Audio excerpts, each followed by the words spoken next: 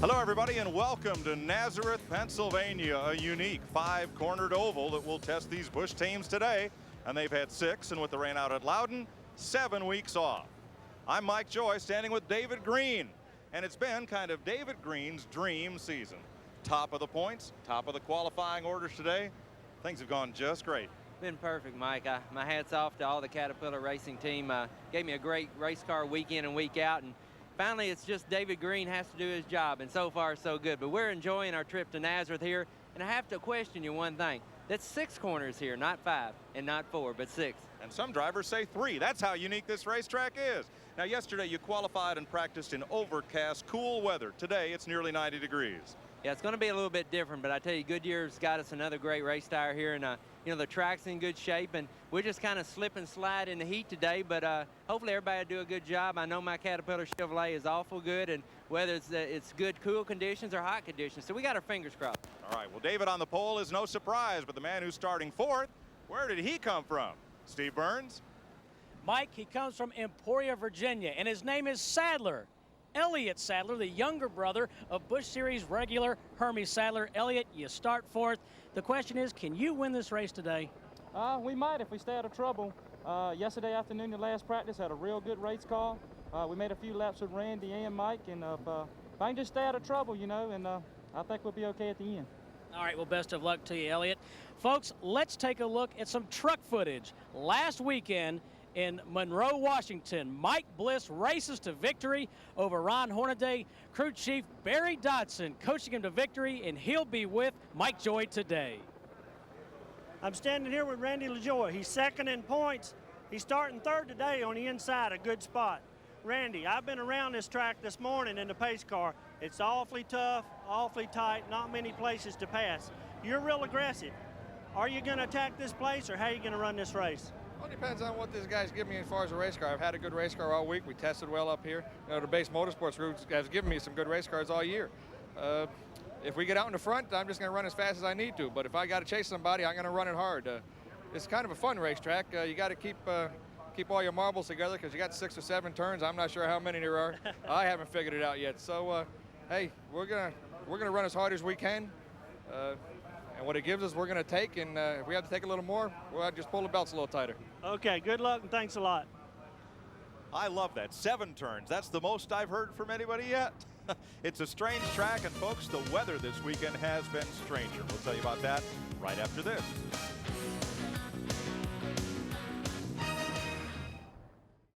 Exclusive coverage of the Core States Meridian Advantage 200 on TNN is brought to you by Avalon Formula 3 Motor Oil. Controls volatility and fights vaporization. By the more than 1,300 AutoZone stores across America. AutoZone, the best parts in auto parts. And by Purolator. To protect your engine, remember, pure oil now, pure oil later. Purolator. They're on the pace lap here at Nazareth, Pennsylvania, Andretti'ville, if you will. But home today to these full fendered cars and the NASCAR modifieds in a doubleheader. Look at that, 87 degrees. It never broke 60 yesterday, and we never saw the sun, not through practice, qualifying, or happy hour. And right now, full sun and what could be a slick or a tight racetrack. Nobody knows.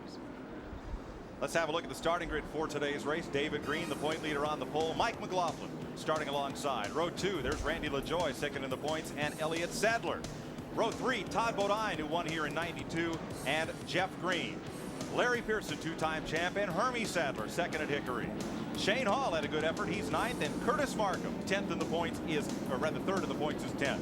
Jeff Fuller and Jason Keller start in row number 6. Best start for Fuller in a while. Mark Green and Glenn Allen, the rookie leader, in row 7. Row 8 is Randy Porter and Mike Stefanik, the highest qualified Busch North driver. Jim Bound and Kevin LePage in row 9. Kelly Moore, the Busch North champ, and Tommy Houston, row 10. Chad Little and Dennis Setzer in row 11. Row 12, defending champion of this race, Tim Fedua, along with Jeff Purvis. Bill Parsons, 4th in the points, and Ron Thiel Jr. from Long Island. Buckshot Jones makes his 4th start of the season. Doug Hevron, runner-up here last year. Dick Trickle flew up from Charlotte late last night. He's 29th. And Jamie Obey, the former Busch North champ. Rodney Combs and Mike Dillon, the rookie. Tom Bowles from Connecticut, and Ted Christopher with 5 modified championships under his belt. Bobby Donner and Mike Laughlin Jr. makes his second career start. Patty Moise and Mike Olson from Busch North. Dale Shaw, the 94 Busch North champion. Toshio Suzuki, the first Japanese Busch Series driver. And Jeff McClure and Joey McCarthy from New Jersey makes his Busch debut. They're the provisional starters. Drivers who did not make the show: Brian Donnelly, Bill Hoff, and Martin Truex crashed in practice and did not make a qualifying attempt. We'll be riding with Dick Trickle in the Duralube number 64, the Shoemaker Racing entry. There's a look out the windshield at this unique 5-cornered racetrack, and out the right side in the roof cam. From Dick Trickle, who has not practiced. Tom Peck practiced and qualified that car. Rodney Combs in the Lance Snacks number 43 starts 31st today. As you see a view of the bridge and the far-off cement plant, Phil Parsons, the Channel Lock entry, rolls off 25th today. That's Ron Thiel just ahead to the right. Randy Porter in the Universe Sammy Kershaw entry. Randy had a good effort. He'll start 15th. Here's today's AutoZone race analysis, brought to you by the more than 1,300 AutoZone stores across America. AutoZone, best parts in auto parts. 42 cars will start this race. Over 200 laps on this 1-mile speedway. Chuck Bound in 1991 set the race record. Coming around and looking for green. We're set to get the Busch Series back underway after a 6-week, somewhat of a vacation for some teams. The green is waved, and David Green is quick off the start. Quickly, everybody dives for the bottom groove and tries to get single file before turn 2. Good clean start. Onto the bridge through 2. Out of turn 3 and onto the back straightaway. Long downhill backstretch. And into what we call turn 4 as Mark Green at 37 makes a pass on the inside. Turn 5 brings you around this long sweeper and back to the start-finish line. Jeff Fuller trying to move up underneath the 51 of Mike Stefanik. Barry, a big guessing game this morning as far as what setup to put under these cars, practicing in cool, cloudy weather and racing in the sun and the heat. It has to be, Mike, and we were just talking about Dick Trickle. He might have the best setup. He can't complain. He hadn't been here to practice the car. Some guys say the track's going to tighten up. Some guys say it's going to get loose. We've got to wait and see. Jeff Green in the good wrench number 3. Works underneath Elliott Sadler, who has not been able to get down to the bottom of the racetrack in line. He'll slide in here.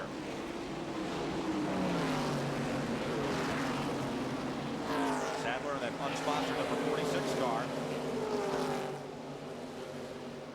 Back straightaway. Older brother Hermie now right on younger brother's tail. He's not about to tap him. No, they own that car.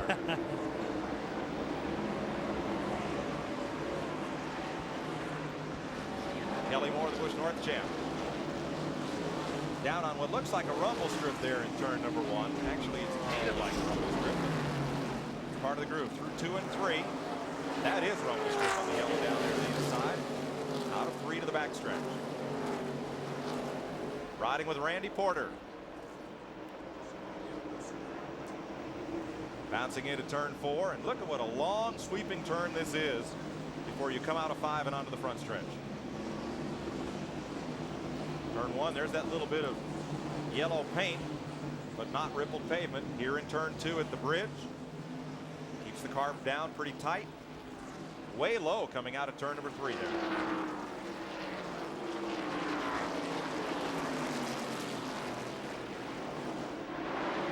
Look at Tommy Houston trying to gain a little ground on the outside there on Kevin LePage.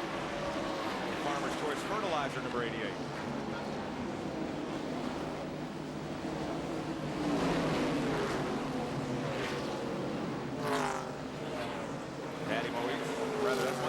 On the outside, Jason Keller underneath.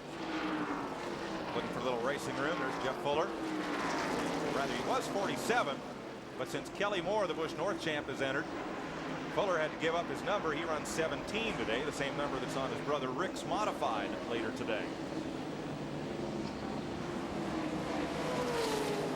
That battle between Keller, 57, and Stefanik, 51, continues. Boy, Jason just drove under him right under the bridge, and that's a tough place to pass. It's Todd Bodine, 81, the Cape Canaveral Cruise Line car. Under pressure.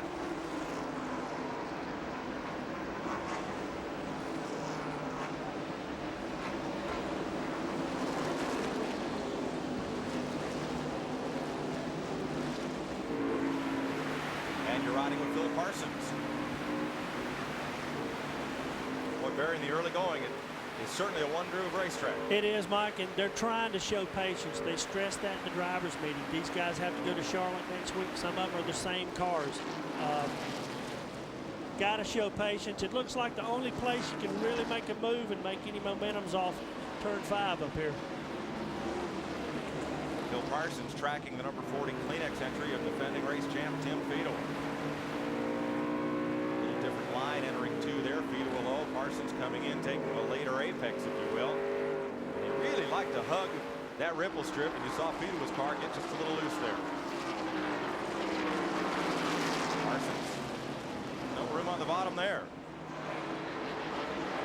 Buckshot Jones with 0-0, and Doug Hebron closing in.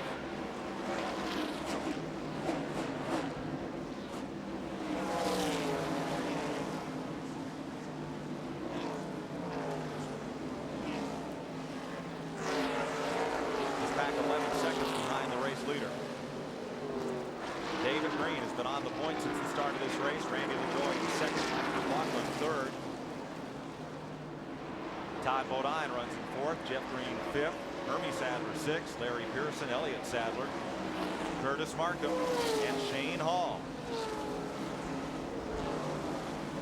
Boy, Stefanik's car, Vernon Boiler 51, just won't stay to the bottom of the racetrack here. Tommy Houston getting underneath. Yeah, he's got to push. Tommy's had a good car. They lost an engine qualifying second lap. He was much quicker than that. Might be a guy to watch today with a lot of experience.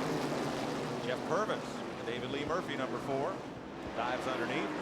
James Finch and the Purvis crew did a few laps yesterday afternoon practice, parked the car, hopped in the plane, went down to Charlotte for the Winston Select last night. And they knew it was going to turn from 60 to 80. No sense wearing it out in practice when the weather's going to change. Jim Bound on the Barbasol ride just ahead of Parsons now. Back straight away.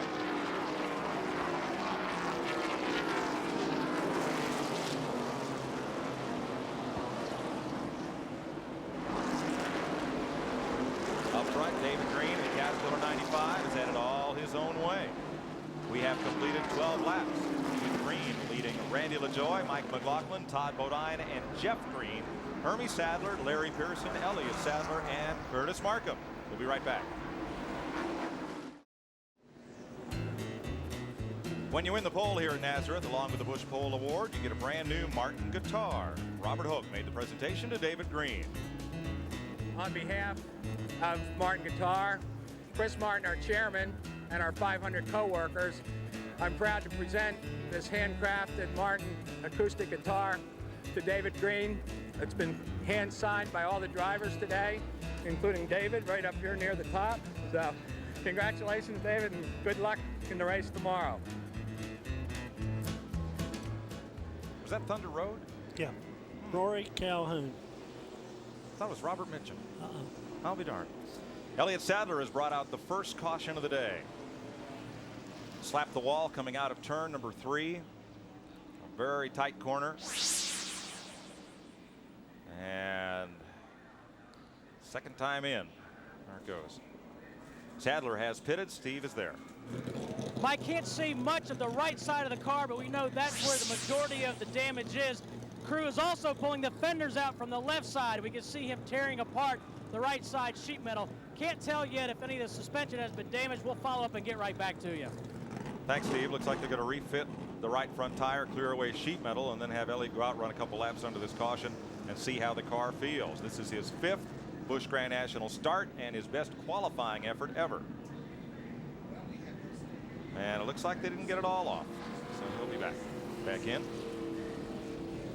First caution of the day. We have completed 18 laps. Let's take a break here from Nazareth, Pennsylvania. Glad to have you with us today on the Nashville Network.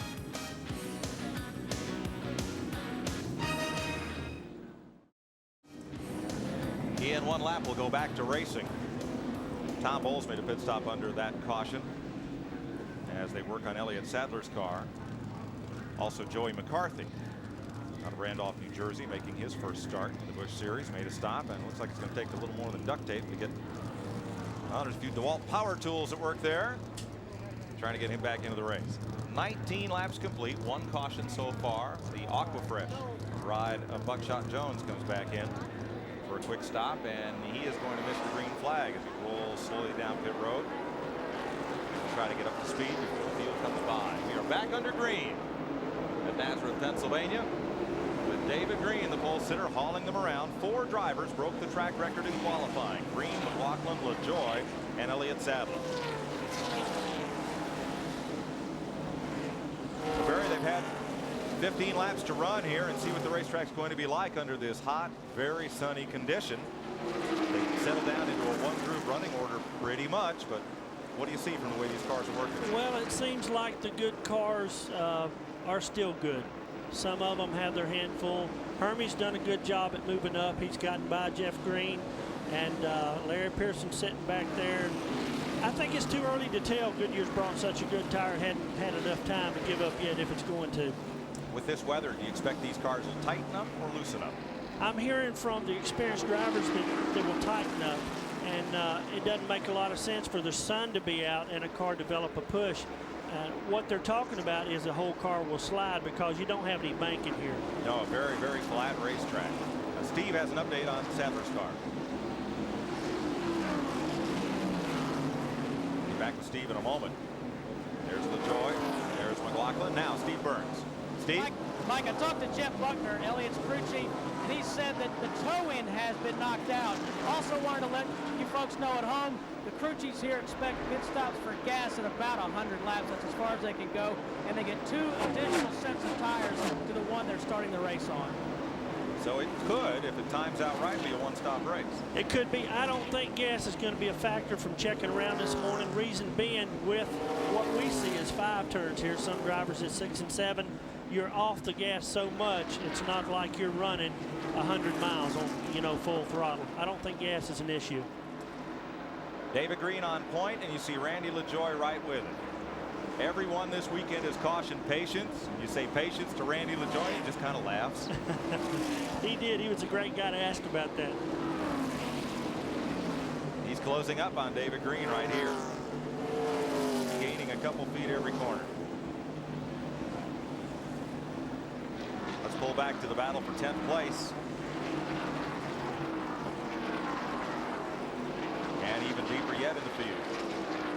Parsons a move, looking to the inside of Randy Porter, 2 of our onboard camera cars.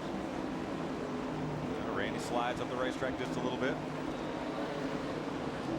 And back at the front. Now here's 10th place. That's Jeff Fuller in the Sunoco 17. There's Fuller. And quite a pack right behind him. And trouble on Fuller's car. He's dropped down to the inside. And off the pace after posting his best qualifying effort in some time. Now the 99 of Glenn Allen Jr. drops to the inside, and Allen's going to move up and grab the 10th spot. Good move. Nice pass, and what people told us, Barry, is the place to pass here, going right into 1. Right. Caught Shane Hall in that white unsponsored number 85 up to the top side of the racetrack. Now Tommy Houston, with a lot of folks here from Suburban Propane to watch Tommy run. They're headquartered near here. Underneath Shane Hall, who drops in line. A lot of experience with Tommy. Like I said, he looked great yesterday and lost an engine qualifying. Still had a good run, so we look for him to be up front. Tommy won the pole for this race in 1989, the second year of his run.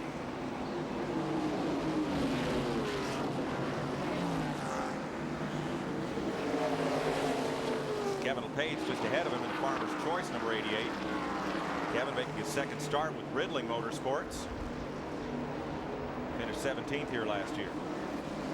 LePage has come from 18th up to 11th. Let's go back up front. David Green still with Randy LaJoy in tow.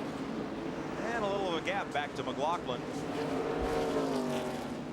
And the number 1 of Hermie Sadler and Todd Bodine. Hermie has moved up pretty well.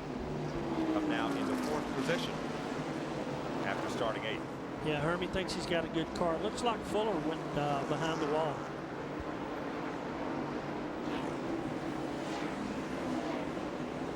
There you see him cutting across in turn 1 and in the wall. Rodney Combs, did he get the wall? Looked like He may have. Trouble on the Lance Snacks, number 43, as you ride with Combs.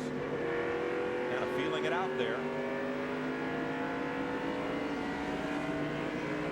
See if he stays out or chooses to pit. Yeah.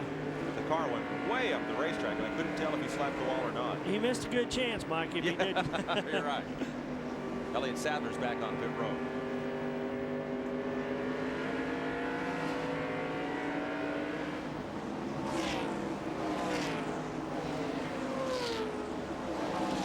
Sadler making that stop.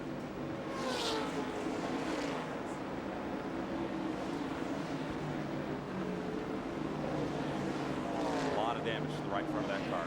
Rodney Combs just went by our vantage point, and I don't see any damage. I think he missed it. No.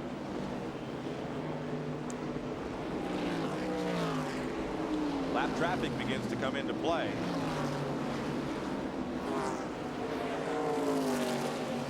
At number 50 is Jeff McClure, the Health Source 4 to Bobby Jones.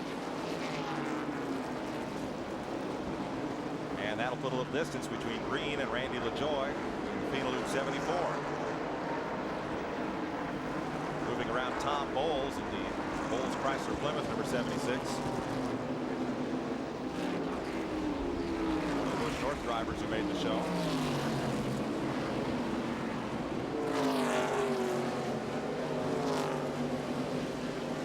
Let's show you again what happened to Rodney Combs here. Man. That's definitely infield. Grandstand. Whoa. If he got the wall, he just touched it. But it looked like Ron Thiel of Levitt's Furniture 87 might have gotten into the back of Combs. But there's Rodney. He's still out there. Right behind Mike Olson in the little trees. Number 61.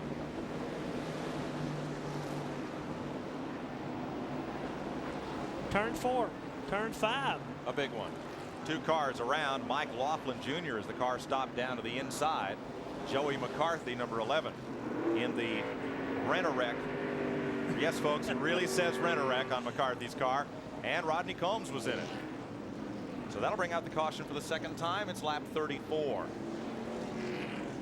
The best passing place, drivers tell us here at Nazareth, is to drop under a driver there at turn 5 and get a run down the front straightaway.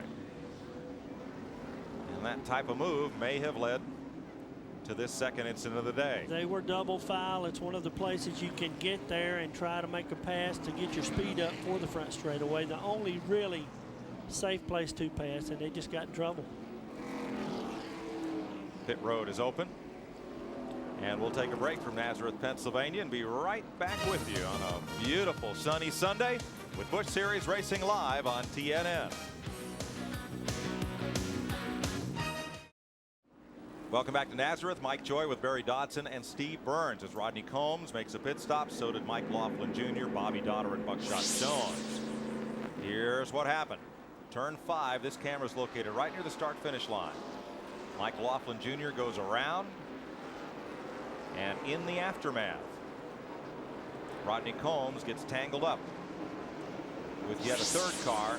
Dale Shaw also stopped with damage. Joey McCarthy was that third automobile involved. We are back under green. And again, quickly, they try to settle down single file. Let's go back to the garage area, Steve. Mike with Jeff Fuller, who has just climbed from the Sunoco Chevy. Jeff, another tough break for you. You just can't seem to buy a break this year. What put you out today? Yeah, it was. You know, the Sunoco Chevrolet was running real good. I think we had a motor problem. I didn't even have a chance to mess my hair up. Well, you look good anyway. Just saw you in the garage.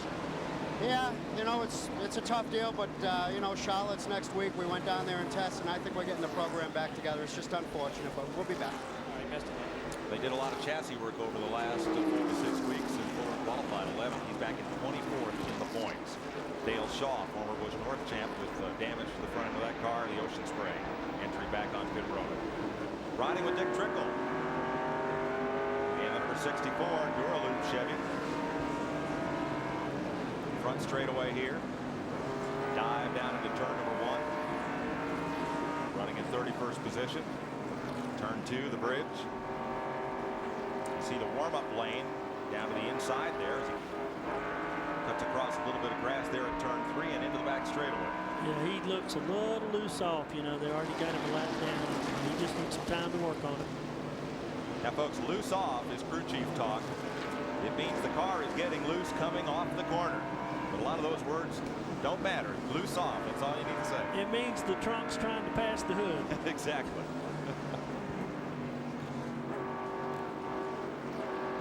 Trickle pulls down on Mike Dillon. Rookie driver in the Detroit Gasket 72. And now moves up on Ron Thiel. One of 6 Busch North entries in this race. Even on the radios, the cars dance around a good bit here. They do dance around without banking, and it's such a smooth surface. They're really not into the racetrack, and that's where air pressure comes in. As the race goes on, each crews will stop. They'll start dropping a pound out. If it's better, they'll go another pound and try to get some grip. Freight train racer. Trickle moves up on the outside of Ron Thiel. Remember, Trickle had no practice time. 13, the Les Care Kitchens car, Teddy Christopher. Out of Connecticut. Driving for Ted Marsh, another of the Busch North regulars. And he's got a string of modified championships up north. And now this is Kelly Moore just ahead. Busch North champ in the Tic Tac Pennzoil Pontiac.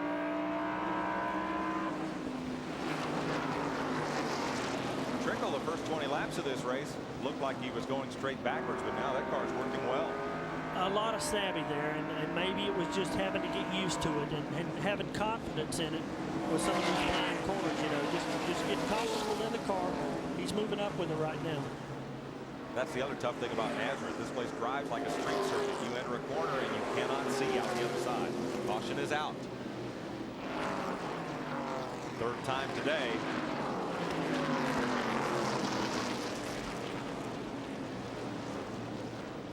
Don't see it, Mike, right now.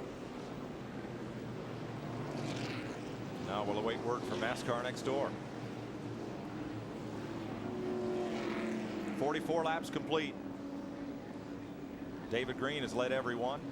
Randy LaJoie in second. Mike McLaughlin third.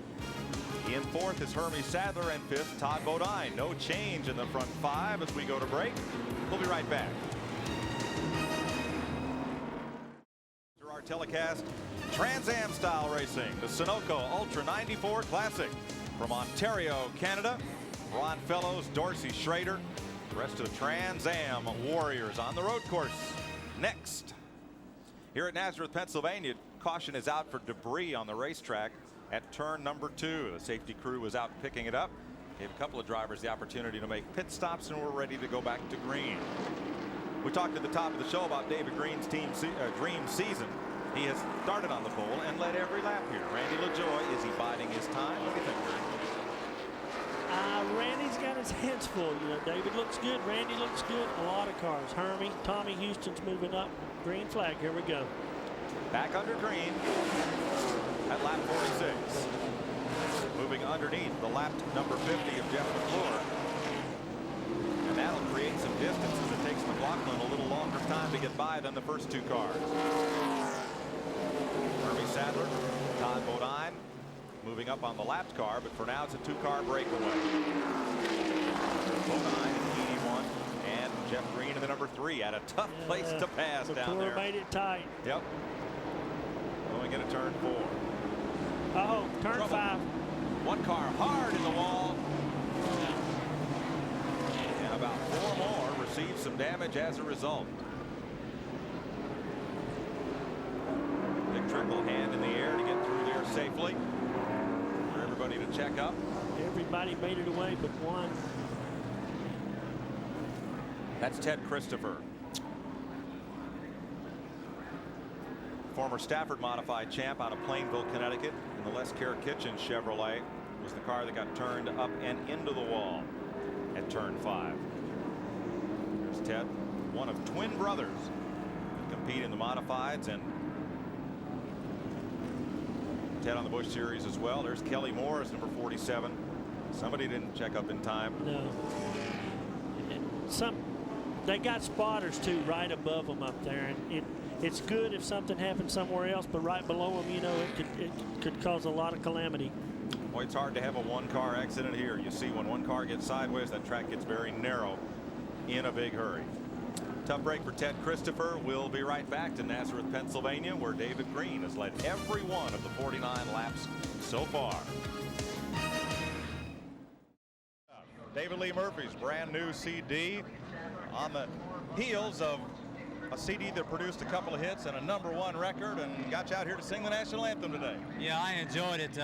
We're really happy to be here. This is our first time with the album cover of getting out the good stuff on the hood of Jeff's car, and we're just really excited to be here. We got a great crew and a great team, and Jeff Purvis he's been doing a great job for us all year. We're happy to be in Nazareth. Well, last night a great show in Philadelphia. David Lee Murphy along with Tracy Bird and Brooks and Dunn, and when you did Dust on the Bottle, the place just went up. Folks just love that song. Well, we sure appreciate everybody coming out and getting into the songs with us. It's a lot of fun. You know, we do Party Crowd and Dust on the Bottle, and everybody gets right in there and sings along with us, and we have a lot of fun. Well, neat deal, and good to have you here and involved with Jeff and the team. They went to see the Winston Select last night. Come back up here, and what kind of pre-race encouragement did you have for him? I just, you know, Jeff's a great driver. He doesn't need very much help. I just keep my fingers crossed for him, and I know he's going to do a great job. We're going to see you in one of these Legends cars. Have you got the itch to get behind the wheel? Yeah, I do. I tell you what, I'm like a kid too. You know, I get in those things, and it's a lot of fun. I drove in the first celebrity race Mark Colley had down there 2 years ago, and we're going to do it again this October, I believe, and looking forward to it. That was great fun. I can't wait to go back. Maybe Barry will come down and crew chief for us down there. Yeah, we'll try to, and I tell you what, there's more to tune on these things than 6 strings. How do you like it? Yeah, it's a little bit more dangerous on these than being a guitar picker.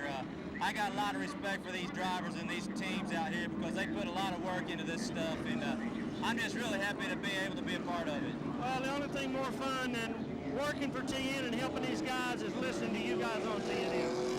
Thank you. Well, come on in and visit with us a bit. We're going to go down to the pits and Steve Burns. Mike, you just talked about how David Green is experiencing a dream season. He has led every lap of this race. In his pits, consulting is Kurt Shelmerdine. You may remember him as Dale Earnhardt's former crew chief, led Dale to many championships. Well, Kurt was in Charlotte last night as well. He ran in the ARCA race, finishing 4th. Also want to update you on the 99 car. Glenn Allen Jr. is reporting heat from the floorboard. Glenn Allen Jr., a rookie who is 6th in the point standings, is experiencing some problems. The leaders, again, still have not pitted. Thanks, Steve. Barry, as we expect, it'll probably be up near 100 laps before we see them on pit road, depending on how the cautions fall. Yeah, they don't want to use those tires as long as they got gas mileage left. Of the top 19 starters in this race, 13 of them had never won on the Busch Grand National Circuit, so interesting crowd here today. 1 to go. David Green, Randy LaJoie, Mike McLaughlin in 3rd. 4th, Hermie Sadler. 5th, Todd Bodine. 6th, Jeff Green. That has not changed. 7th now is Larry Pearson. 8th, Jason Keller. 9th is Glenn Allen. And showing up now in the 10th spot, Kevin LePage. Then it's Tommy Houston. As we get ready to roll with Green next time by. We even get the tires cleaned off there, and Rodney Combs moving up into position in the outside lane as he has gone a lap down. There are 31 cars remaining on the lead lap. Kind of ride along with Rodney on the restart here and see how this lap traffic sorts out. Rockin' Rodney. Pace car begins to stretch out the field, takes that little access road down to the pit lane, and here they come to the front straightaway. We're back under Green. Combs in a tough spot to try to get that lap back as both Green and LaJoie have him pinned to the outside. 2 good cars and another one coming. Mike McLaughlin. McLaughlin sneaking up the inside. And LaJoie makes a feint to the bottom. He's going to try it. And Green has to give him room. He does. Oh, now that's a tough place to pass going into 4. A lot of respect there. First and second points, you saw it. Randy LaJoie on the restart. Puts the nose of the Base Motorsports Venus Chevrolet in the wind. And it's David Green's turn to sit in second for a while. Yeah, it is. He's going to see what Randy's got now.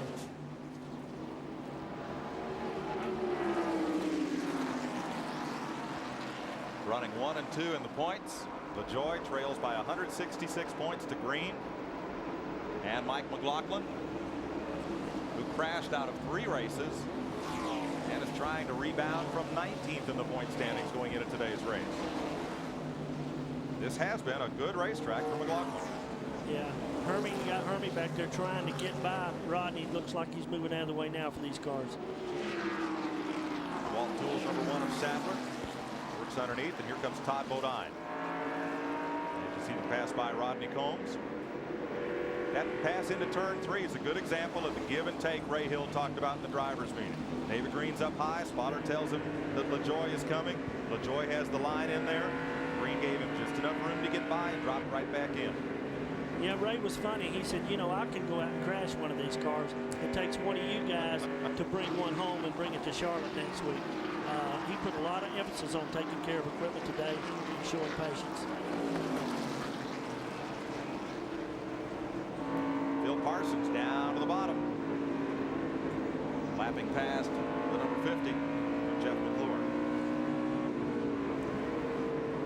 Parsons in 17th position. Bridge in turn 2.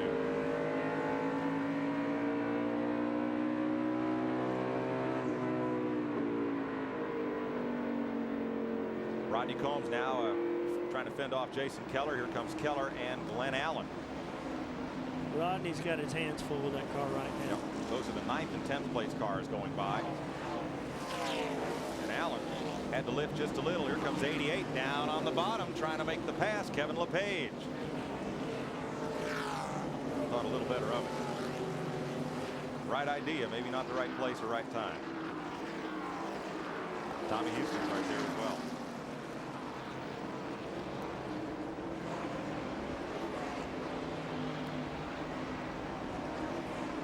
Look at LePage.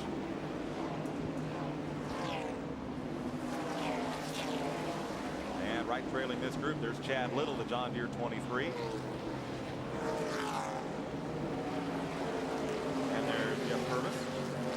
David Lee Murphy #4. Talked to James Finch this morning. Had to be kind of tough to get all that artwork on the hood of that car and have everything come out right. Yeah, I stayed up all night painting that. Oh yeah, right.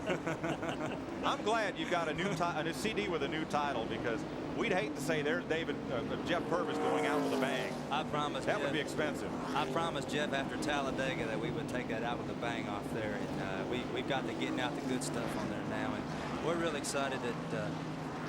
I was telling you earlier, this is the first race that we've had getting out the good stuff album cover on the car, and the album comes out Tuesday, so we're hoping it brings us good luck today. Hey, here's your Napa Field Standing Update, brought to you by Napa Auto Parts. Napa, we keep America running. Here's how they're running. If Jeff has anything to say about it, your next CD is going to have to be titled Into the Winner's Circle. Yeah. Or something like Past that. the checker flag. Yeah, or something like yeah, we'll come up with something. Maybe that'll be next year's car. Maybe. Randy LaJoie leads for the first time since Rockingham on the Busch Grand National Circuit. He led a lap at Daytona and led 3 laps at Rockingham. And a lot of folks in the garage thought he'd be one of the cars to beat here. Saw his dad, Don LaJoie, many-time champion at the old Danbury Race Arena. Now shopping mall. I'm not sure any of the top 4 cars can't lead. They all look good, but they're trying to take care of those tires, so they got 2 sets left. Oh, sideways. Who was that with a handful? 41 of Jamie Obey. Somebody had gotten into the back of that car earlier and scrunched it up. And Obey's going to visit pit road.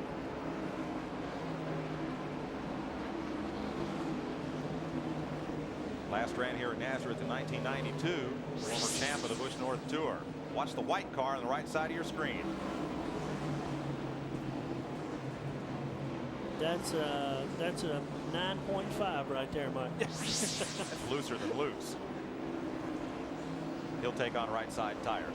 66 laps complete. Randy LaJoie leads from David Green, Mike McLaughlin, the number 1 of Hermie Sadler, Todd Bodine, Jeff Green, Larry Pearson, and Jason Keller.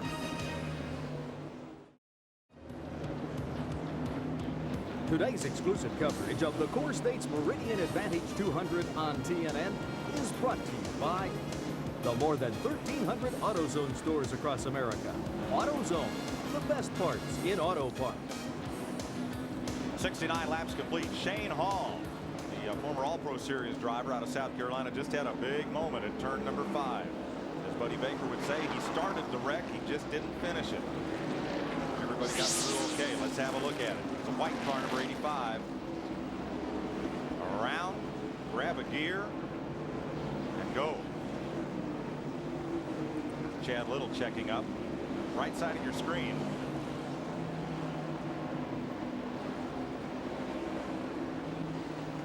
Hall very fortunate that Dennis Setzer did not collect him. That was the red car that came through. So a couple of incidents that have not prompted the caution here, even though we've had 3. 70 laps complete.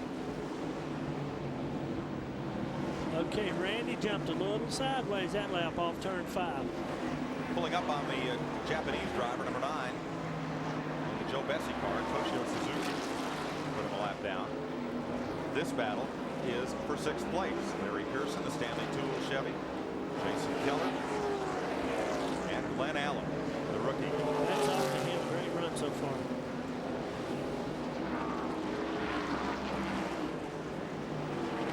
Right back to them, Kevin LePage, in only his 2nd drive for this race team. The 88 car holding 9th position and closing on this group. Keller took a peek inside Pearson on the front straightaway that time. See if lap traffic will play a role here. Now this group of cars running just a short straightaway behind the leader. Lap car moves to the inside. There's the number 11 down to the bottom of Joey McCarthy. I suppose if you were a company called Rent-A-Wreck and you came and sponsored a stock car, everybody would have to remember that. But would you want a crew chief that car saying Rent-A-Wreck? I mean, no. Yeah, it's good marketing, but I guess bad superstition. How's that? And it's already documented too. Yeah, right. But good luck to them. Working their way around Kelly Moore, and this group of cars is 8 seconds behind the leader. I can think of a couple of drivers they could sponsor where it would just be a natural tie-in. It would be.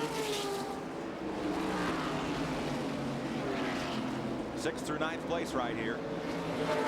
Pearson, Keller, Allen, and LePage.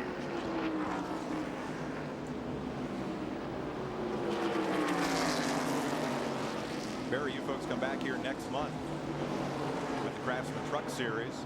Yes, we do. And this was your first look at Nazareth Speedway. I tell you what, it paid great dividends. Watching it on television, you get a great view, but once you get here and see the place and ride around it, it's been a tremendous help to come up and help you guys. Keller may have a run here coming out of turn 3. He came off the corner a little lower than Pearson, but Larry's carrying a lot of power down that back straightaway. Let's see if out of turn 5, Jason will drop it underneath. Boy, he wants to. Yeah, this could get good. Looks like Keller is quicker through the middle of the corner. Pearson gets a better run down the straightaway.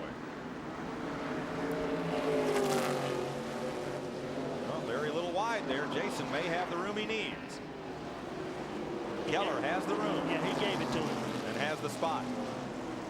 Glenn Allen and Kevin LePage are going to capitalize. That's experience too from Larry. He knows this is a tough place to finish, and they need to do that.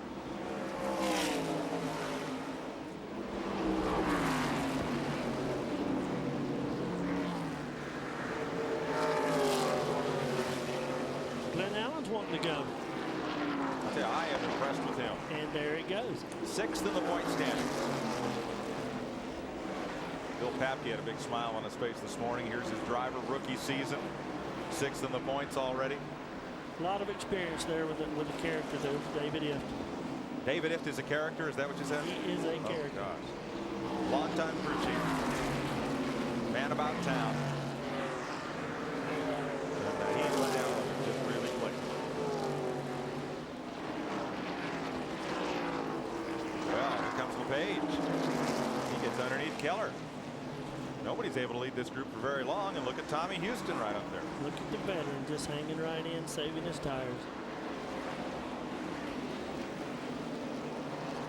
And this time it's Keller's turn to let him go at turn 1. Drifts to the back of that pack.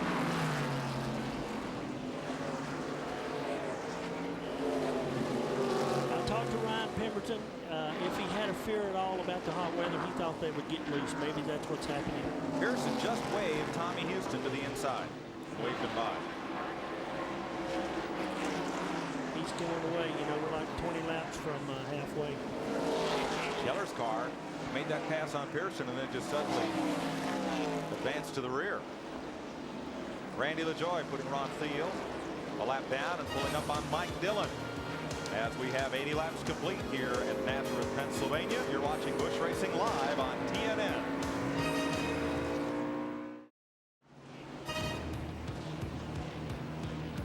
Stay with us on TNN Motorsports today after the Sunoco Ultra 94 Trans Am. Stay tuned for the NHRA Mopar Nationals. They're in Englishtown, New Jersey at 5 o'clock Eastern Time.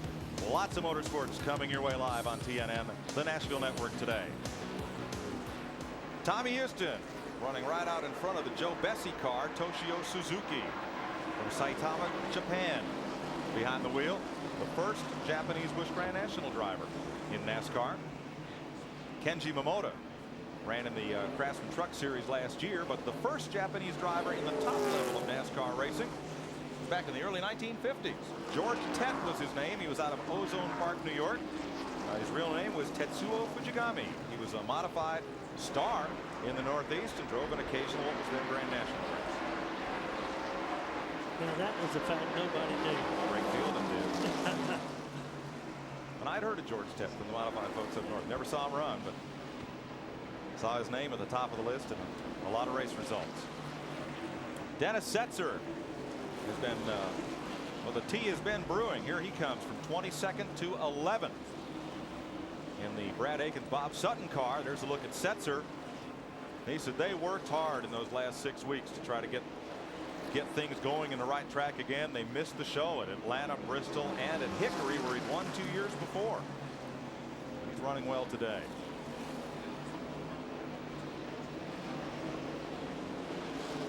Randy LaJoie, your race leader. David Green keeping close tabs on him. There's Green. Mike McLaughlin, Hermie Sadler, Todd Bodine.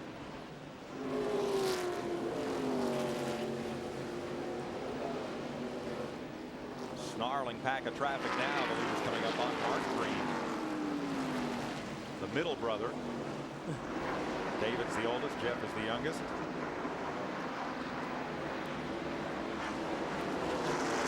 And Mark gives way as the leaders come by.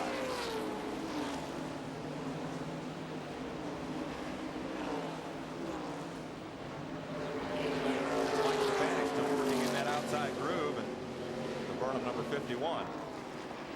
Midst of that pack. Shane Hall, 85, just ahead of the leader.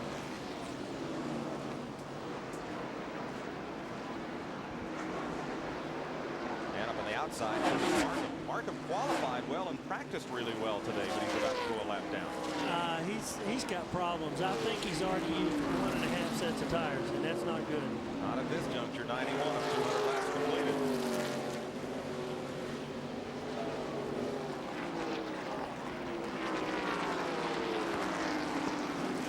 Dropping to the inside for David Green. And now the leader about to put a lap on the Lysol Pontiac of Markham. What a great season Curtis has had. Third in the points. Just 223 back of David Green. They were quick in practice. Yeah, they were. Tommy Houston, car starting to wiggle out from under him just a bit. Let's check in his pit. Steve? Guys, you mentioned about Tommy Houston earlier. He started 20th. He's worked his way up to 9th. You see Mike McLaughlin's having problems. We'll follow up on that. I know Barry Dodson can elaborate on Tommy Houston. Tommy's son Scott has rejoined the team as a crew chief after spending time with Darrell Waltrip. Barry knows this team has really prepared for this race, and it's showing. Yeah, I talked to Scott this morning, and it's helped to get back together. And the biggest thing is now with Suburban Propane and this being home to them, Tommy told me, in fact, they had the dollars to do the research, to buy the things to get competitive again, and it's showing. Mike McLaughlin cut down on the right front tire. Steve Hellwig comes around with the jack. Clyde McLeod and team get set to change that right front. Trouble turn one car sliding on its roof toward turn 2. That is Shane Hall. Shane Hall, Mike Laughlin Jr.'s in it. His car seems to be okay. Former All-Pro driver from Simpsonville, South Carolina, that was such a star of TNN Winter Heat 2 years ago. Got turned around in turn number 1 and went on his lid. Shane is okay.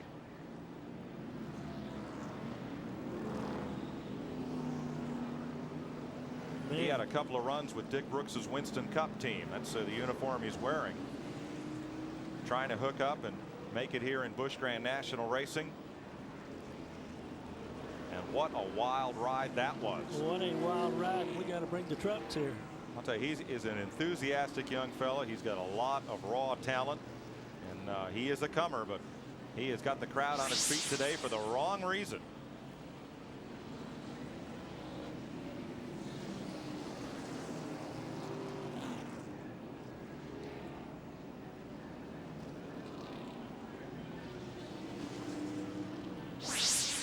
And he is okay.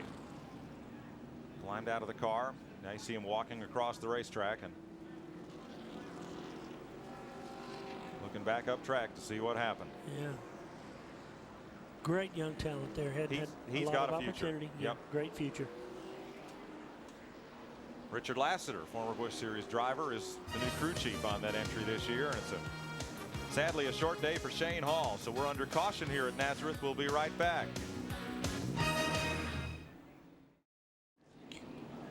Cleanup continues here at Nazareth. To flip Shane Hall's car over, they first must get it out from under the bridge. Here, hook onto it, flip it back over, and then load it either into, well, load it into the hauler. So I think that's all that car is going today. He will not be at Charlotte with that car. Nope. Sad to say. Time for our Pep Boys driver profile. Pep Boys for quality parts, tires, and service. Leading rookie on the tour, Glenn Allen Jr., son of a well-known racer in the Midwest. I asked him how he got his start in stock car racing. Well, my father raced at Queen City Speedway, a half-mile in Cincinnati, for probably 15 so years, and was track champion here quite a bit. And him and my uncle decided to buy me a mini stock, which was a 4-cylinder Vega at that time at age 13, and started racing from there and kind of snowballed in effect. When I turned about 17, I started running the ASA series full-time, and ran there for the last 6 years full-time, and got a lot of experience and just got the right call.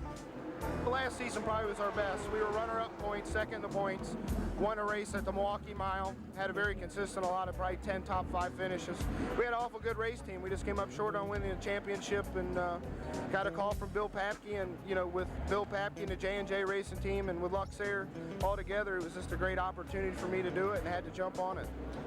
Allen says he's here to learn, but his rookie status is not reflected in the points. He's 6th overall, making it look like the transition to Busch racing was an easy one. Well, I don't know about how easy, but we determined to come in to make all the laps we possibly could this year, finish all the races, learn the first half of the year. For the second time we go back to all these racetracks, we'll be better and more competitive. And for us since Daytona, we've run every lap but 7 at all these racetracks. We've lost 7 laps during the whole period of time. So I think, our hats off to our J&J race team and Luxair. One of the surprises of this season, and a pleasant one, Glenn Allen Jr., leading rookie and 6th in the point standings for that team led by David Ift. Cleanup continues. There's a look at Jeff Purvis, toting around the new colors of Getting Out the Good Stuff. Little bit of a ding there in the front of that hood, but just about chin level. I have to go get that can of spray paint I got. It's not a ding, it's a dimple, okay? Little one on the right rear corner, too. I understand you had an offer from James Finch, the car owner, to put you to work down there today. I'm hiding from him right now. Yeah, they put me to work at Talladega and Daytona, and I know if I get over there, they'll have me doing something. They had me holding tires, and I got to hang out the pit arrow. We've got a little pit arrow that shows Jeff when he comes around into the pit so he'll know where to pull in. And they had me holding that. It really is a lot of fun. Well, that's fair. I'll be down there in a minute anyway. I like to go down there. But the guys in the crew are they're just good friends too. You know, we have a real good time hanging out, and I'm sure they'll put me to work before the day's over with. Can Jeff sing? I don't know if he can sing or not. I wouldn't be surprised if he couldn't. You know, belt out a good old honky-tonk song every now and then. But take him on tour and put him to work. I might do that. You know, some of those crew guys, they make good roadies. I mean, lift, carry, yeah, well, bolt. They were going to come to the show last night at Philadelphia with Brooks and Dunn, and they got busy here at the track and couldn't make it over. So hopefully we'll see him down the road somewhere. And we'll see if Jeff can sing. Maybe he'll sing Party Crowd with us or something. Well, I know he can party. Well, they all can. That's right. That's why we work so well together. I have heard Jeff sing, and I told him, I said, you know, you should be on stage, the next one out of town. Hey, thanks for joining us here today. Thank you, Mike. Singing the national anthem for the folks. And we appreciate it. Last night was a great show. I know you and Brooks and Dunn are going to have a great summer season. We'll see you on tour. Well, thanks for having us. The new single is Every Time I Get Around You, and it's on Getting Out the Good Stuff on MCA CDs and tapes, and you can buy it Tuesday. Here's a little listen to it as we go to break.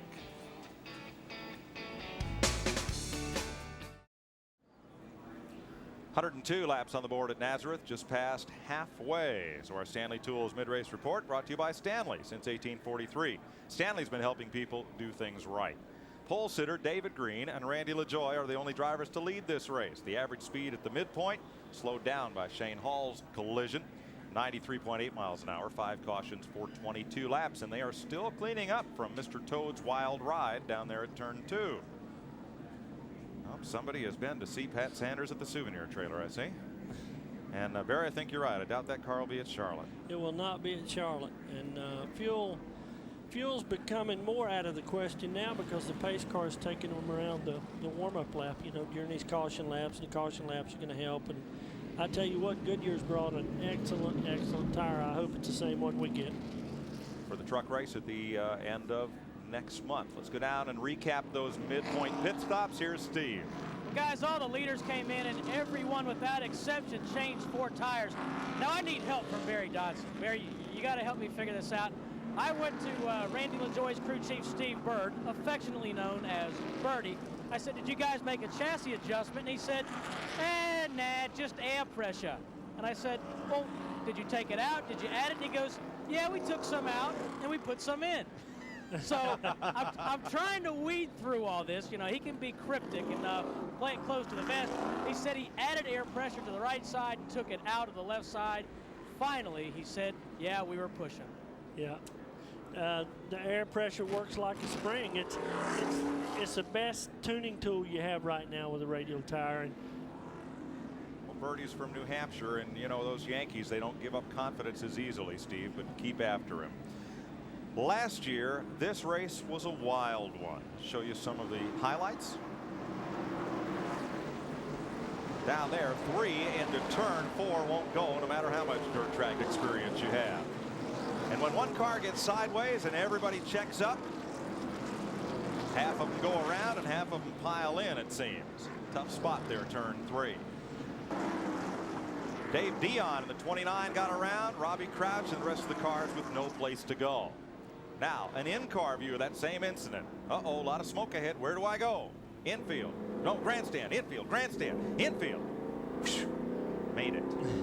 That was Elton Sawyer. It's a very narrow racetrack when one car gets across it. It is. 104 laps complete. After pit stops, David Green leads. Randy LaJoy, Hermie Sadler, Jeff Green, and now Chad Little on a quick pit stop has come up to 5th place. Let's have a look at today's Innovation in Motion feature, brought to you by Peerless Faucets. Get more out of your faucet than just water. Here's Barry. We're in Hermie Sadler's DeWalt Chevrolet. He's got an added tool, but it didn't come from DeWalt, it came from Laughlin. If you've got a Laughlin car or even a truck, here's what it is. There's a slug right behind that nut and bolt. It changes the anodive, or caster gain, or how this truck enters a corner, rolls through the middle of the corner, and exits a corner. It's a simple slug. It's just a difference in the location of the holes. You see his crew chief, John's got them right here. You see the difference? You knock one out, put the other one in, it can change the characteristic of the car dramatically. Little extra tuning tool. Not from DeWalt, but it sure works. It sure does. Hermie got out third, picked up a spot in the pits. Yeah, you got McLaughlin up here now. He might have the capability of getting that lap back. Chad Little came all the way up to 5th place on those pit stops. I wonder if he might have taken on 2 tires to have a good stop. He should not have. Yeah, I would agree. 95 laps to go as the green flag waves. A whole new race with new tires on all of these cars. And David Green leads them around the 1 mile here at Nazareth.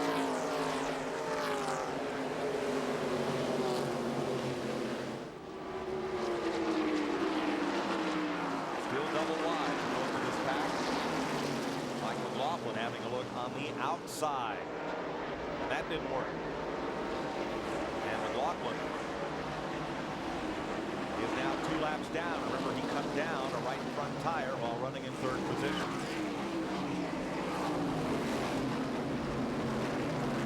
Glenn Allen around the outside. 61 of Mike Olson, the Little Trees car.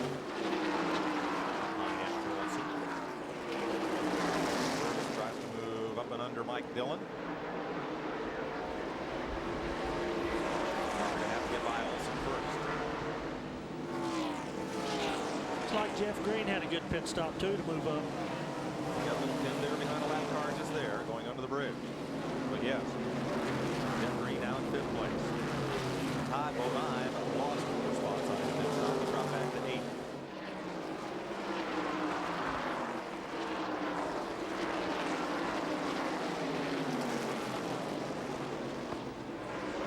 Set of tires, David Green's opening up some advantage on LaJoy, and they have a good bit of distance on Sadler. We stay here in mid-pack.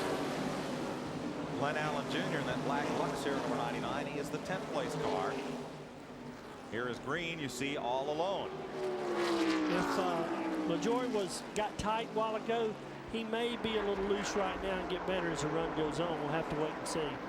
As hot as it is, Barry, would you think the racetrack would come to him? Is that what they're hoping? Yes, that's what they're hoping. And they probably took air out of the left rear tire and put it in the right rear.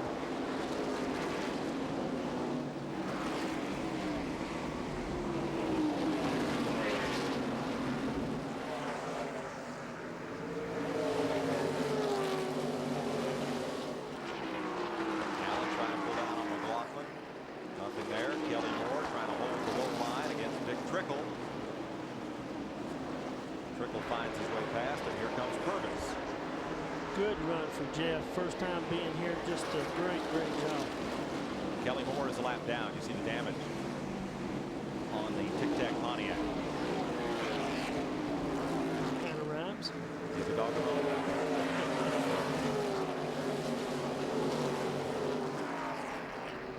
and there's Phil Parsons trying to he'll be the 13th place car. Excuse me, 15th place.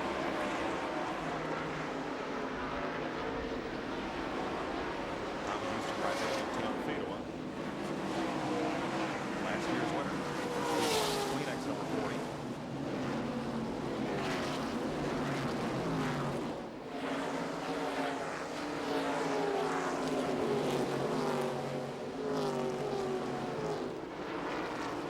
Driver change on Ron Thiel's car.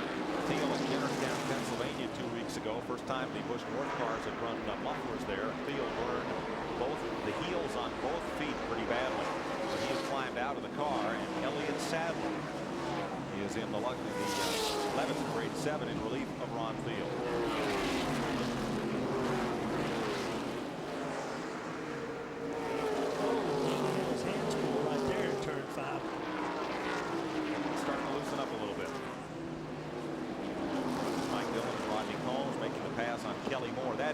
position for 20th spot. All those cars were racing one lap down. And it gets a little crowded there. Doug Hebron trades sheet metal with Mark Green. Hebron in 75, Mark Green in the 37 Timberwolf car. And in amongst them, it's got Jim Bound in the 5. Number 5. It's Hebron again. Food Country Ford. Tom Bowles, 76 right with him. As they work underneath Kelly Moore. 85 laps to go here at Nazareth, Pennsylvania. Busch Series back in action after a 6-year layoff. Counting the rain out again last week.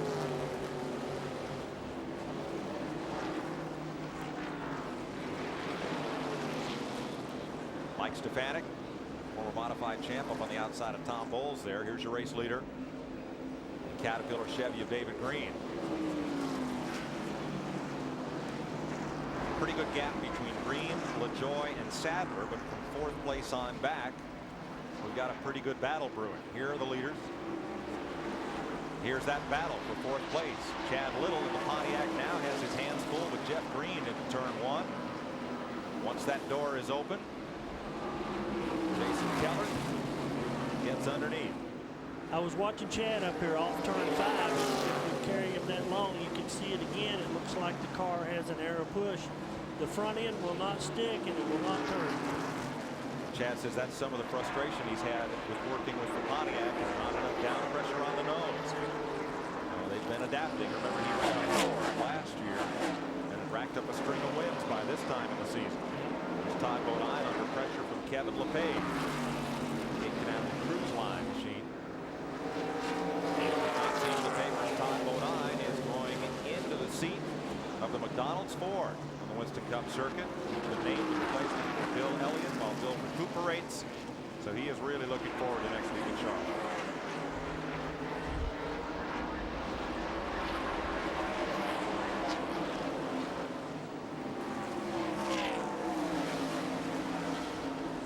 Larry Pearson closing in on this group. There's a 92 Stanley Trophy. And Chad Little keeping touch with that group, though he's now in 9th place. The cars don't look that different, Barry, but I guess to the wind tunnel or to the driver on the racetrack, it seems that that Pontiac and the Chevy have a different feel. You know, we were so excited about that thing last fall originally. The rear window angle is perfect. It's better than a Monte Carlo, and it's just fine. It's hard to find a nose to adapt to it within the dimensions that NASCAR is going to give you, and that's what they've been fighting for. And if you lay the spoiler down on the back, it just unloads the whole car. So they've had their work cut out. Talked to Chad about that yesterday, about switching from the Ford to the Pontiac and not seeing the success he had last season. Well, you got to realize, first of all, we made some big changes over the winter, going from the Ford sheet metal to the Pontiac, and we just have to figure out what the Pontiac needs. It's a good race car. It just doesn't need the same type of a setup that the Ford needed, and you know, all of our notes and records apply to that. And so we have to adapt those to the new body style, and also there seems to be an issue with the amount of front downforce that the Pontiac has compared to the rear. You know, it seems like it does have a lot on the rear, maybe too much on the rear. Let me rephrase that. Not too much on the rear, but not enough on the front. And that way, for that reason, when you open the front up for the race, the car wants to offer a push. So we've had to do things to really free the car up a lot more than we've ever anticipated. So we're kind of in a learning cycle right now. So if you folks think these cars all look the same, let me assure you, trouble in turn 1. Hermie Sadler was trying to get around the outside of Dale Shaw. Suzuki is in it as well as the rest of the field fights their way through. Sadler was trying to pass Dale Shaw. Sadler was on the outside. And there just wasn't enough room going into that corner for both cars. Tough break. Hermie's been sitting there running 3rd. There is Suzuki, the Japanese driver, in Joe Bessie's car. And it's the 6th caution of the day. And tough break for Sadler. He and John Munson had that car up into third place. Now the front end damage on Shaw's machine, much as that is from the accident early on that he was involved in. Dale's a former Busch North champion and had the Ocean Spray car running pretty well here. So caution is out again. Let's take a break here from Nazareth, Pennsylvania, and we'll come back, have a look at replays with you. David Green continues to lead, Randy LaJoie and Jeff Green.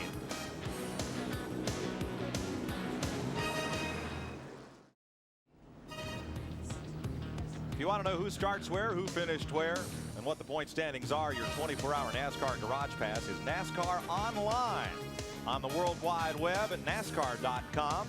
Before, during, after the race, check it out. Hermie Sadler on pit road. Phil Parsons also making a stop. Mike Stefanik, Curtis Markham, Suzuki, and Dennis Setzer. Mike McLaughlin in as well. There's Hermie's car in the pits. Broken pannard rod, Barry? Yes, I looked at it going down pit road. It looked like the track bar pannard rod is broken. I would say they cannot fix that car with the laps they got left, only 75. He's got to be dejected. Let's show you what happened. Entering turn one, white car on the inside. There's Sadler on the outside. Hard to tell from that angle if one came up or the other came down. And Toshio Suzuki in the 9 caught up in the middle of it. And just aftermath there. Suzuki spun his car to miss the two of them. Let's go to Steve. Yeah, and a dejected Hermie Sadler is here. Hermie, what happened? Just coming up on a lap car and didn't get any room. The guy waved me to the outside, and they talked about in the driver's meeting, it's tight through that corner, give and take, especially when you got a car going for second and a car that's a lap down. Just can never get the respect I give other people. I don't know why. Tough break. Hermie came in today 17th in points, and this will drop him further down. Sadler running very, very well in that DeWalt Chevy. In a solid third place at the time of the incident. 74 laps to go. We'll be right back to Nazareth, Pennsylvania.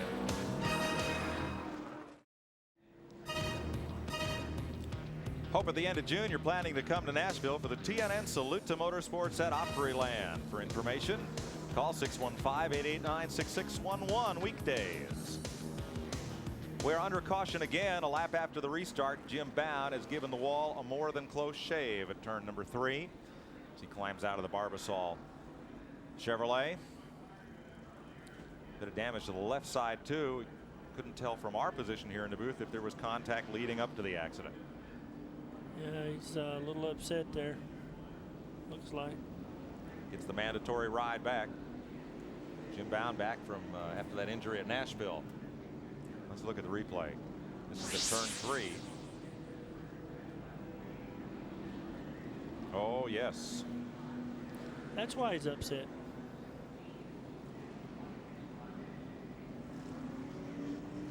And everybody else checks up. That could have been a lot worse, Mike, from what we saw earlier. You have 4 cars in the grass trying to get by.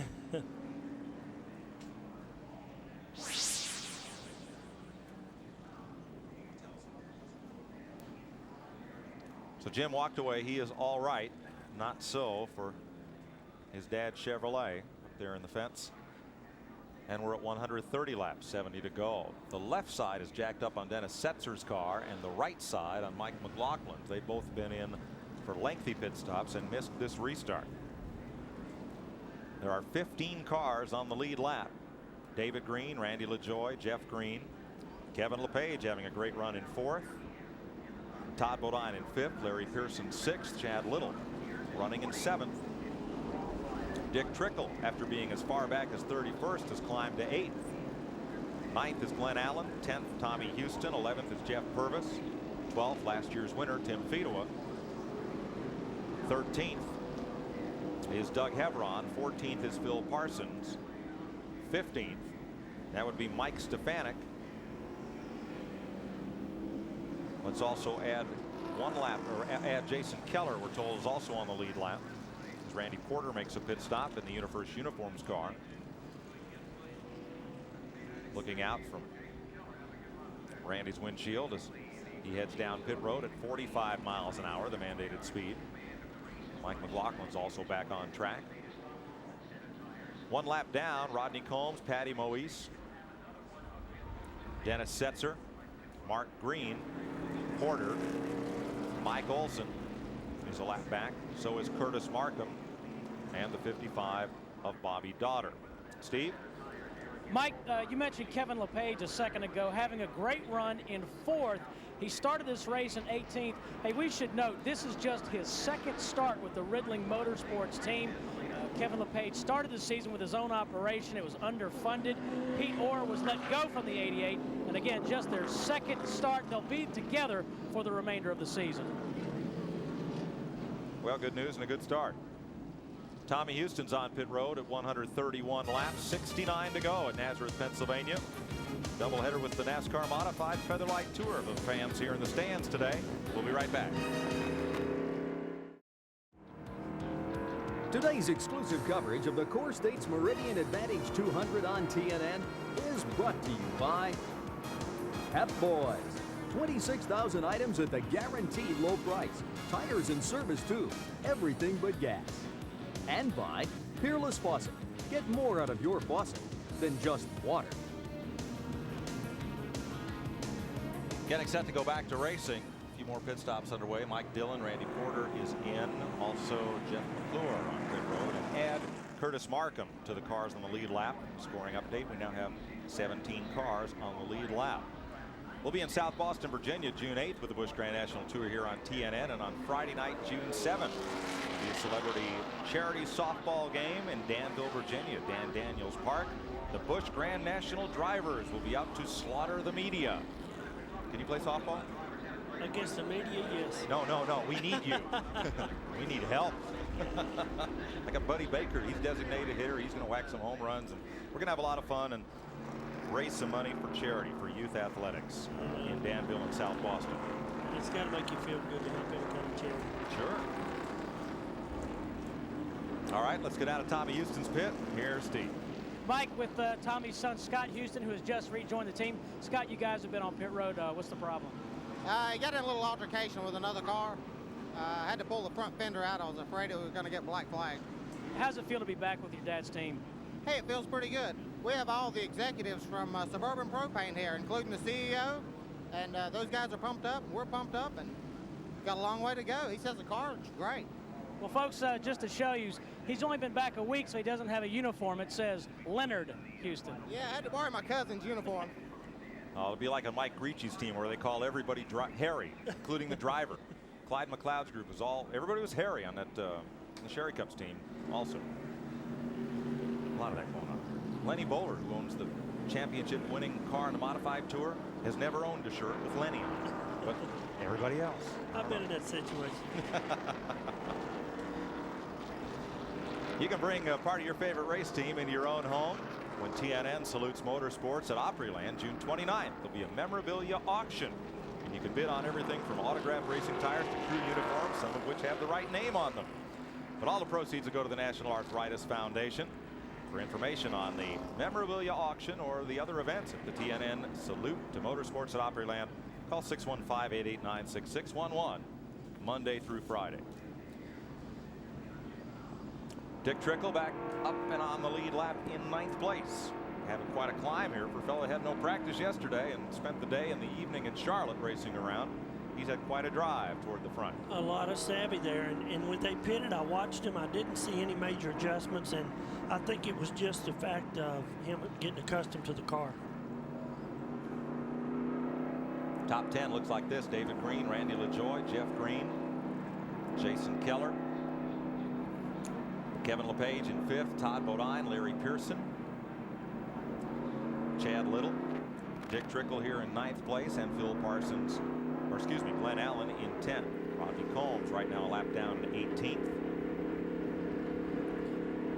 Tommy, it's a shame, you know, Tommy had to go to the back of the lead lap cars, and he's got new right side tires, but they're not that new compared to everybody else. So maybe we take a look and see if he can make it back up through there like where he was. He had a great run going. Hey, give a call to John Munson and the crew of Hermie Sadler's car. They've got him back on the racetrack. Try to pile up some points. Here's Phil Parsons, currently in 14th place. He is on the lead lap. Jim McCulloch, the guy who invented Max race cards, has written a book. It's a lot of fun. How to tell if you're a real race fan. And it's kind of in a Jeff Foxworthy sort of theme as we look from Randy Porter's Universe Uniforms car. The one I found touching, I've done this. You tell people your phone number by Dale, Rusty, Ricky, Jeff, like that. For people that have odd phone numbers, can't remember them, you just line up cars with those numbers. You can remember that. You can remember your phone number. I've used that trick for years. Me too. To remember them, and I think every race fan has, or people in racing. It's called How to Tell If You're a Real Race Fan, and it'll be in bookstores beginning in July. Should be fun. Best of luck to Jim with that venture. 63 laps to go, and next time by we'll be back under the green flag. 17 cars now on the lead lap, but David Green and Randy LaJoie have been tough all day. Carl Simmons gives them the 1 to go sign from the top of the flag stand, and Rodney Combs lines up opposite David Green as the first car 1 lap down. Barry, what's the next stop for you with the trucks? We'll go to Tucson next week, and then we go to Denver, and back home to Topeka, and then we go to Bristol. Pretty familiar with that, so we're headed back this way. Barry Dodson got his start in stock car racing at Childress Community College. Yeah. Worked for Richard Childress. Moved, I guess, were you full-time or part-time, or just when you could get there? I was full-time. We had 2 employees, Richard and myself. You know, he couldn't pay me, but we had a great time. Then moved on to Richard Petty College of Higher Learning. Yeah, University of Randleman, and learned a lot there, and just moved on up. Okay, let's go to Steve quickly before the restart. Mike, we've just gotten a report. Todd Bodine has radioed in asking for a relief driver. He's very sick. He has a bad cold. They cannot find anybody. Jeff Fuller has left the track. Let's go back to green flag racing. Todd Bodine will have to tough it out. He slips inside the lap car of Patty Moise. We are back under green. 61 laps to go. Riding with Dick Trickle, chasing Chad Little. Moving under Patty Moise, who's in 19th place, 1 lap down. The Purex car. I think you see Dick get by Chad here a little bit. Oh, around goes the Rent-A-Wreck car. Number 11. Joey McCarthy out of Randolph, New Jersey, making his first Busch start, and he will bring out the caution.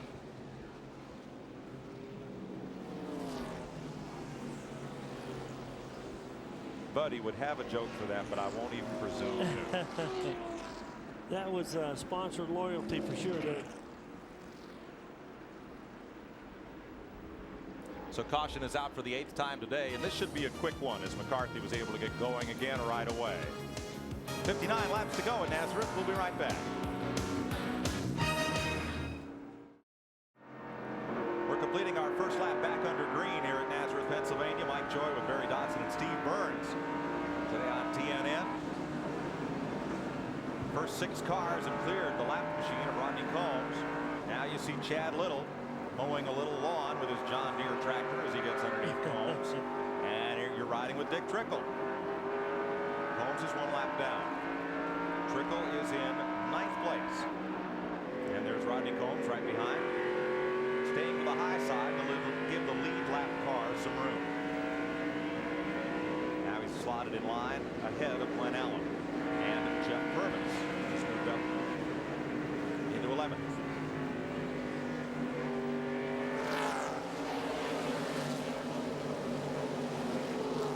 And again, as they have Barry on every restart, the 2 leaders have been able to take off. They're strong. They're real strong.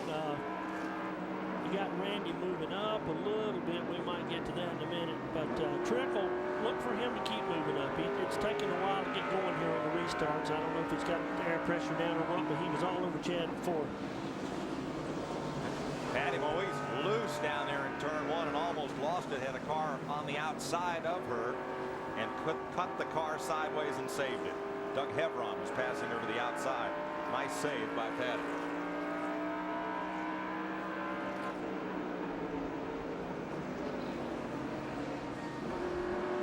Down the front front straightaway with Big Trickle here underneath the flag stand. And he is not gaining any ground on Chad Little just yet. Turn 2. Rounding out a 3 and into the backstretch. Coming down the hill here at Nazareth. Back up front. LaJoie begins to put the pressure on once again. Pressure's on. They got plenty of rubber left. 52 laps to go here now. You can see a heck of a race. You have David Green, a driver known for his savvy and his patience. His record in finishing races pretty much unequaled in this series. He is the point leader and pole sitter. This man, Randy LaJoie, in 74, 4 second-place finishes in Busch competition. Hickory, 1989. Talladega and Darlington in 93 and Hickory in 94. But he is still hungry for that first win in this series. Birdie made some good adjustments in turn 5, and that's a place you need to run good. You can see Randy get in the corner better than David and still be able to turn and almost beat him off. That's where he's making his time. All right, we'll see that down here as they come down the backstretch to turn 4. All right, there it is. Now watch this. Here's turn 5. Inching up on him. Right there. They're about 4 feet apart as they go across the apron of turn 1. And they're running away from third place Jeff Green.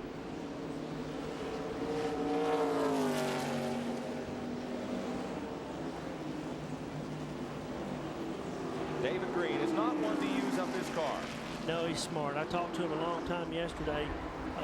Probably the longest I ever have. A lot of knowledge there. And, you know, anybody can have a bad season, but to snap back from that and have the kind of year he's having is pretty phenomenal.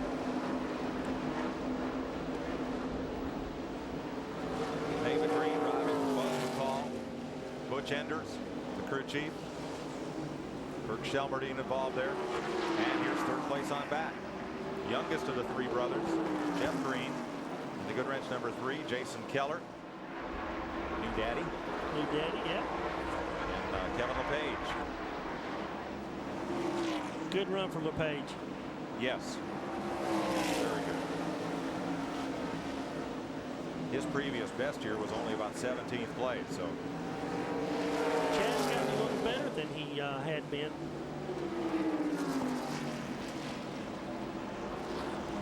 All right, here's LaJoie, where he's good on this racetrack. Does he drop the nose under? Yes, he does. As David Green's car wiggles just a bit.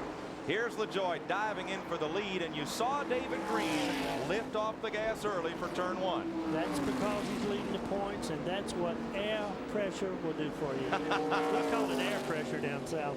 But in New Hampshire, see, Birdie spent a lot of years with Ron Bouchard. Yeah, he did. Yep, air pressure. You see Randy gets in there really good. The thing cuts. That's the same as putting more spring rate, more split in the back. If it holds up. Well, that'll be the question. Can Randy LaJoie keep the car under himself for 46 laps here? They've really driven away. Oh, yeah, third place. No place as far as this duo is concerned. Look at the interval here. Way back, almost half the backstretch. Yeah, that's a great race, too. Todd Bodine with an upper respiratory infection. He has just not been able to shake this cold. He says usually on a hot day, a couple hours in the race car will drain his sinuses. He says that doesn't even happen. He is not feeling well. Let's show you again what happened. And take a look as they come down the front stretch. You can see where David Green lifts and lets Randy LaJoie slide under so as not to give up the whole corner. He knows Randy's all over him, and he knows Randy's going to pass him. He doesn't want him to hit him to pass him, and he's going to hope right now Randy uses up his tires. And you know, too, Barry, this is how a lot of drivers say they drive this place like a road course. If this was a banked oval, you'd both go in there side by side and see who gets out first. Right. But on a road course, somebody dives into the corner, give him the corner, see if you can beat him or stay with him coming out. Right, and you can do that here. It's good and tight, but there's still a lot of room. 44 laps to go. Randy LaJoie seeks his first ever Busch Grand National victory. David and Jeff Green, Jason Keller trailing. We'll be right back.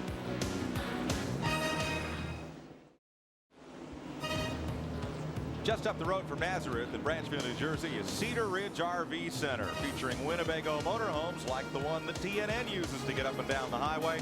Call 1-800-988-4884 and you'll see why Cedar Ridge is the choice of champions. 41 laps to go. Randy LaJoie has 2 car lengths on David Green. Not a lot of distance, but he's steadily been opening it up. David's watching him right now, hoping he'll use his tires up. And Dick Trickle's been coming through the field. He just put a pass there on Larry Pearson. And Dick Trickle moves up to 7th place. Just took him a while to get woke up, that's all. He was as far back as 31st in the early going. He was. He had a long night, or a short night coming from Charlotte, and got accustomed to the car, and here he goes. Drives past it's not the Renorex, it's the Renorex sponsored car. I'll get it. Number 11 of Joey McCarthy. Boy, he is closing fast. Yes. He's Todd's not going to give him a hard time either. He feels too bad. There's the Bobby Jones owned car. Jeff McClure on board, the number 50. That's a couple of laps down, 4 laps down. Strickle flashes past. First time here for Jeff. He's struggling, and I told him just act like you're running from the cops. That's the way you run. That's the way you run a road course the first time you go to it. That's what we used to tell Rusty, and he'll get better. I think you're right. Barry Dodson won a couple of Winston Cup championships with Richard Petty and helped guide Rusty Wallace to his championship season as well. And this year works with Mike Bliss on the Craftsman Truck Series, where they are that circuit's most recent winners. Later today, Ed Kennedy will be on the pole for the modified race here. Jan Leedy, the Spring Sizzler winner outside. Reggie Ruggiero, Mike Ioannitsko, champion Tony Hirschman, and Steve Park are the front 6. Mike Stefanik is the only driver here doing double duty in both races, as Doug Hevron in the Food Country Ford slows in the back straightaway. Mike Olson moves around. Yeah, he had been 15th, I believe. Now, Trickle had a busy day being at the Winston Select, being here. Reggie Ruggiero had a busy night as well. He qualified as modified here, went up to Riverside Park to drive for Bill Pelly. Didn't make the feature, 100-lap feature. Tom Rosati started the car, lap 74, caution flag. Rosati comes in, takes 4 tires, and Reggie in the car. He comes from the back, and in 24 laps, wins the feature. Yeah, and if you know Reggie, that's not hard to believe. No, it's not. Great driver. Quite a drive. David Green is caught back up to Randy LaJoie. He's not going to let him get away here with 36 laps to go. And they have the whole front straightaway separating them from Jeff Green, Jason Keller, Kevin LePage, Todd Bodine, and Dick Trickle has caught that second group. There are your leaders working some traffic. And let's pick up this second pack, because this battle is going to get good here in a second. There's That's Jeff a good Green. race. You see Trickle has now caught Todd Bodine. Leaders out of turn 1.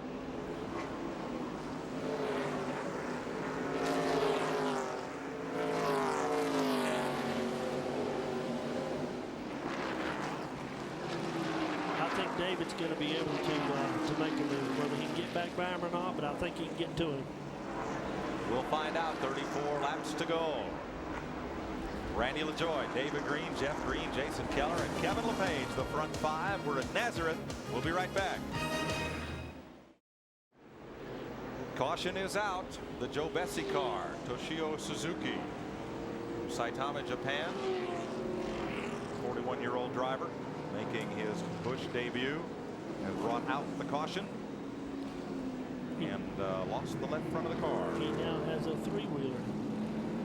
A 3-wheeled Suzuki. Yes. Don't get me started. He's okay. He's about to climb out. Knocked the whole left front corner off it. Brake hose is hanging out. Yep. And you can say he is okay, but Joe Bessie's Chevrolet is not. No, it didn't.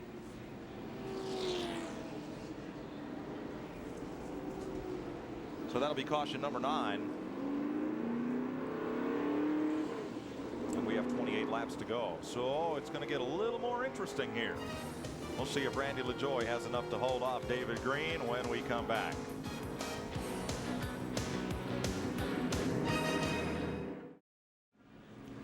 Welcome back to Nazareth. 26 laps to go as they hook up Suzuki's number 9 to the record. And we'll get set for the restart. A number of lead lap cars made pit stops.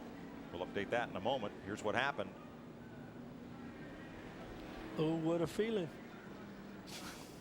Oh, jeez. Hard hit with the left front of that car. Today's AutoZone Tech Fact is brought to you by the more than 1,300 AutoZone stores across America. AutoZone, the best parts in auto parts.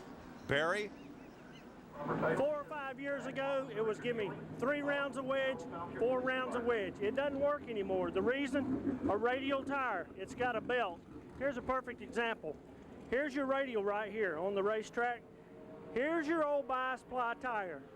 Here at Nazareth, a right front spring that's very common in a car or maybe even a truck is like a 900-pound spring rate. Put 2 more pounds of air in that right front tire, all of a sudden with a radial, because it won't compress because of the inertia of the belt that acts like a spring, you got a 950.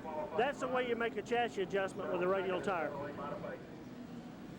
A lot of those adjustments made today to compensate for cool overcast weather for practice and qualifying and a hot sunny day for the race. They had pushed the dial Pure X4 to Patty Moise behind the wall and back to the garage area. Let's check in Dick Trickle's pit. Here's Steve. With Brian Schaefer, who is Dick Trickle's crew chief. Brian, you guys have really got this car hooked up. You've got 25 laps to go. Can you get to the front? I think we're pretty good right now. I don't know if we can get all the way to the front. We've come from the back and we wore our tires out pretty good, but we're going to give her a shot. What is Dick saying? Does he like the way the car feels right now? Dick said we're just a little bit loose now, and we started out we were way too tight, so we went a little bit too far in the adjustments, but door loop Chevrolet has been running good. Tom Peck qualified and practiced that car yesterday as Chad Little makes a pit stop. Now under this caution, lead lap cars, Jeff Purvis, Tommy Houston, Phil Parsons, Curtis Markham, and Doug Hevron have made pit stops. Now Chad Little gives up 10th place to come in. He will drop to 16th. The last car on the lead lap, according to our unofficial count. Kelly Moore and Hermie Sadler are also in. Looks like 4 tires, not a bad move. He can give up the track position because he was fading back anyway. Unbelievable the difference from last season when Chad ran the Ford to this season. He has not, I don't believe, had a top 10 finish this year. And so now will come out 16th, hoping in these last 23, 22 laps of green flag racing to be able to post that first top 10. One to go next time by. The Busch Series heads for Charlotte next week, Charlotte Motor Speedway.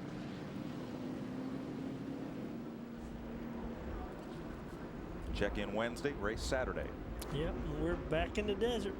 Yes, out of Tucson. That's a great racetrack, Barry. You're going to love Tucson Raceway Park. I'll give you my restaurant list. Buddy and I put together quite a list from Winter Heat there a couple of years ago. I know Buddy had a good one, and I'm looking forward to going. It's going to be hot, and this is the first hot weather we've had up here. Getting set for the restart. Randy LaJoie looking for his first ever Busch Grand National win. David Green right behind him as we move up in line with Randy Porter. And get set for this restart. It's LaJoie, Green and Green, David and Jeff. Jason Keller in 4th, Dick Trickle as far back as 31st. He is now up to 5th. Kevin LePage in 6th. 7th will be Todd Bodine. 8th, Larry Pearson. 9th, last year's winner, Tim Fedewa. And 10th, Glenn Allen, the leading rookie. 11th, Tommy Houston. These are all cars that pitted. Jeff Purvis, Phil Parsons. As we get set for the restart. Good restart. Boy, Green is locked right underneath Randy LaJoie as they go to turn 1. You're riding with Trickle as he sweeps up high. Can't take advantage of Jason Keller, and they move under Rodney Combs, who has been the first car 1 lap down for quite some time. He is 17th. There's Trickle moving past as you ride with Rodney Combs. Turn 4.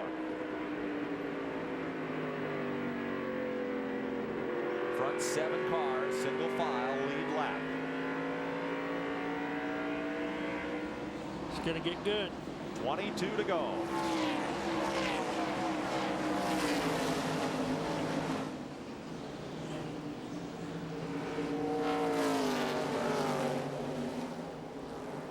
And this time, Jeff Green is right with them. There is no breakaway by those first 2 cars. Yeah, Randy's been pushing up a little bit off turn 4. He needs to keep that car down. That's where David's gaining on him. Off 5 and down the front straightaway.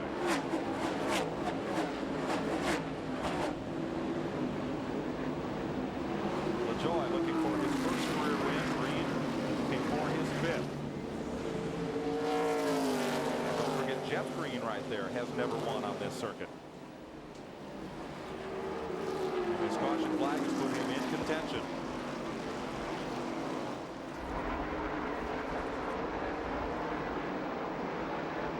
That was a better job that time through turn 5 for Randy. All right, so that's what you tell Randy LaJoie. Now, if you were on David Green's radio, Mr. Chief, I would say work him. I'd say work him. Get out of his mirror so he doesn't know where you are. If I've got Randy, I'd say, Randy, use the brakes to slow the car down. Don't drive in too hard and protect the body. turn 4 right on the bottom and up here into 5. Big, long, high sweep of a corner. He's got his rhythm back now. Yep.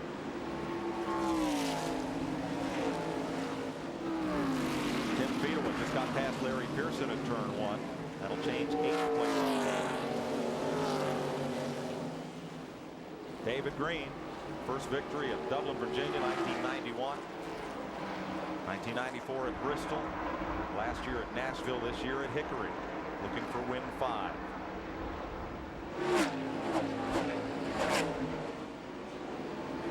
There's Trickle just ahead of Jason Keller now.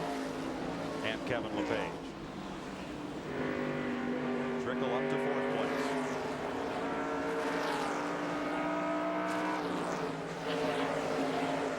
That's the drive of the day in my book. He is a great driver. He filled in at Team 3 for us for about 10 races, and it's amazing what he can do with a race car. He has so much savvy and experience.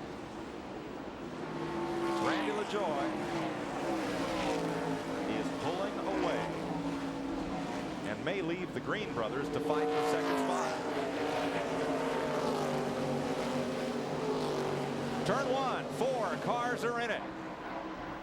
Make that 7. And the track's blocked too right now. And a couple of them may drive away.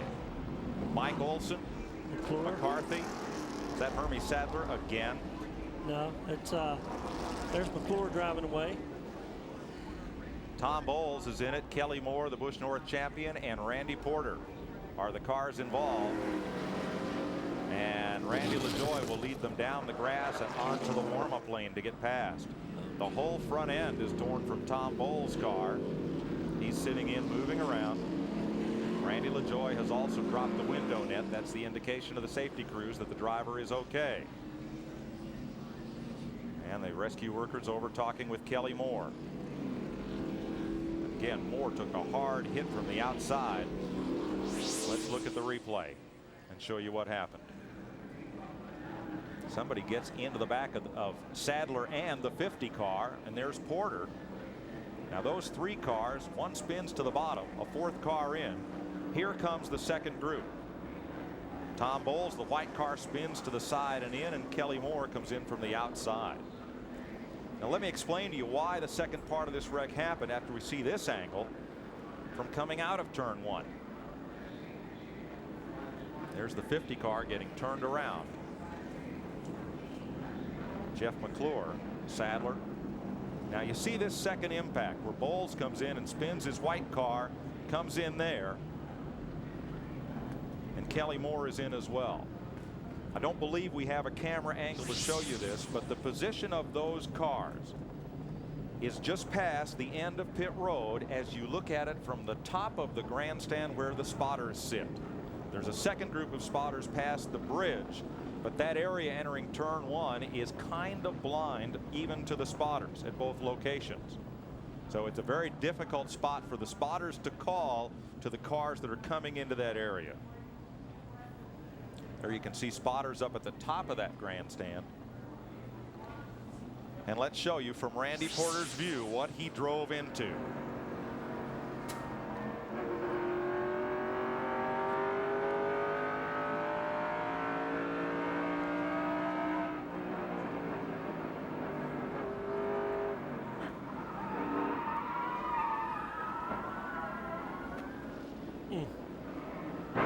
Ooh.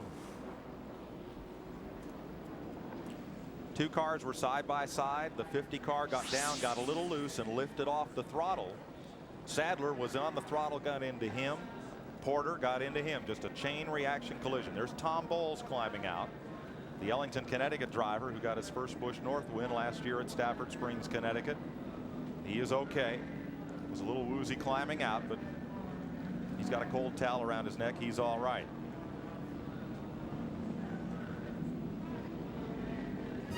Mike McLaughlin, also involved in that incident, has gone behind the wall. One of those freight train chain reaction collisions brings out the caution. Today's exclusive coverage of the Course Dates Meridian Advantage 200 on TNN is brought to you by Napa Auto Parts. At Napa, we keep America running. And by Rain Soft Water Treatment Equipment. Quality water for you and your family that's dependable by nature.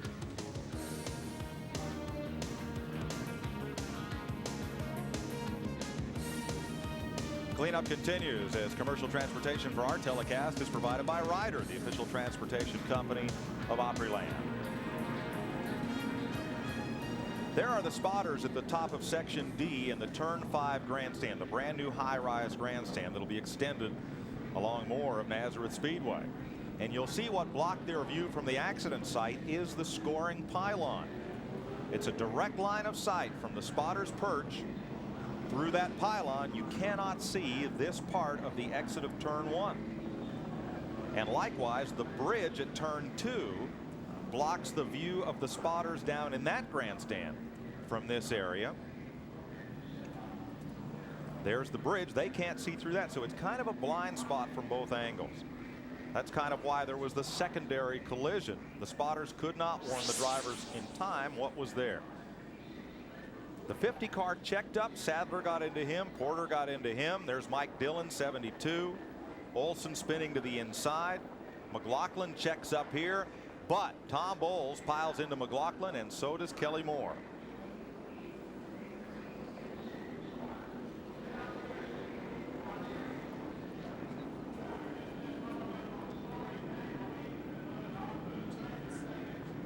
We've talked all day, Barry, about how narrow that racetrack gets when even just one car gets sideways. Yeah, and it looks like a corner there, but what happens at this racetrack, after you cross the start finish line, you get back on the gas. So Bowles and those guys coming in were like full speed. Listen to Randy Porter's car. You'll see here he's on the throttle when this happens.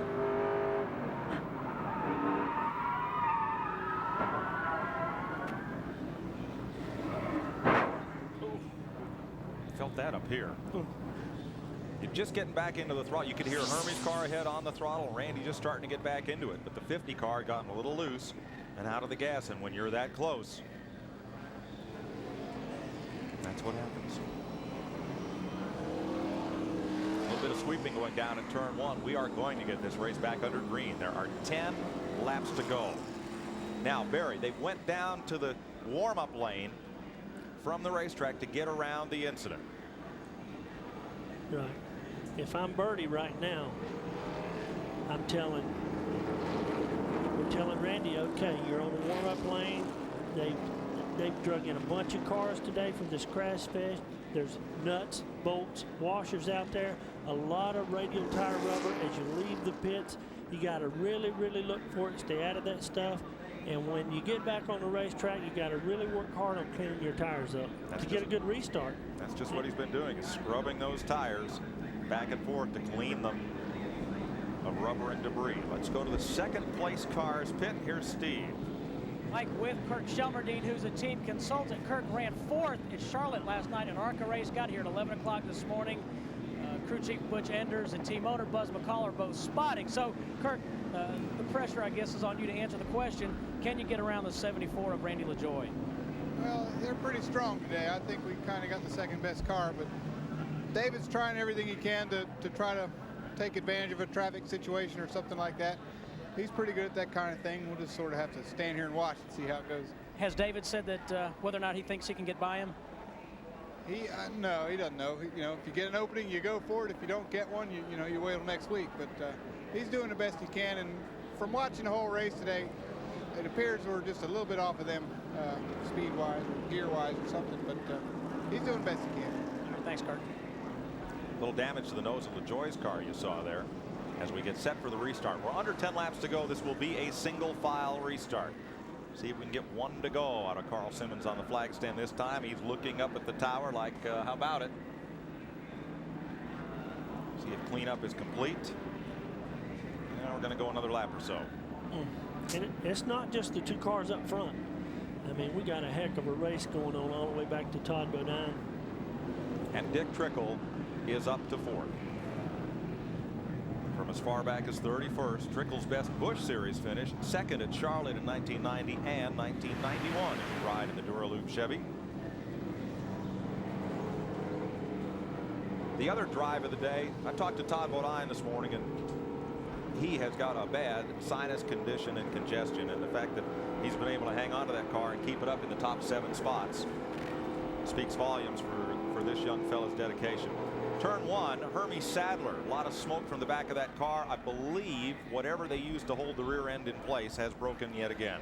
It's a broken Panhard bar again. That's 2 in one day, and they're getting him off right now. And Hermie's just trying to make laps and get some points, and he did the right thing right there. He was starting to spread some rubber down. He's in the garage. See how far the left thing looks like a modified. The rear end so offset to the left, or the body to the right, or take your pick. But these cars rely on that Panhard rod to locate the rear left to right. Broke it once, as you saw underneath the car, and now again. 1 to go. We will finish this under green, or at least we'll restart to finish this under green. Yeah, here we see go. what happens. This is going to be great. There are now 7 laps to go. Randy LaJoie driving for Bill Bumgarner and the team that won the championship with Johnny Benson last year. Base Motorsports, FINA the sponsor. Buzz McCall's American Equipment Racing.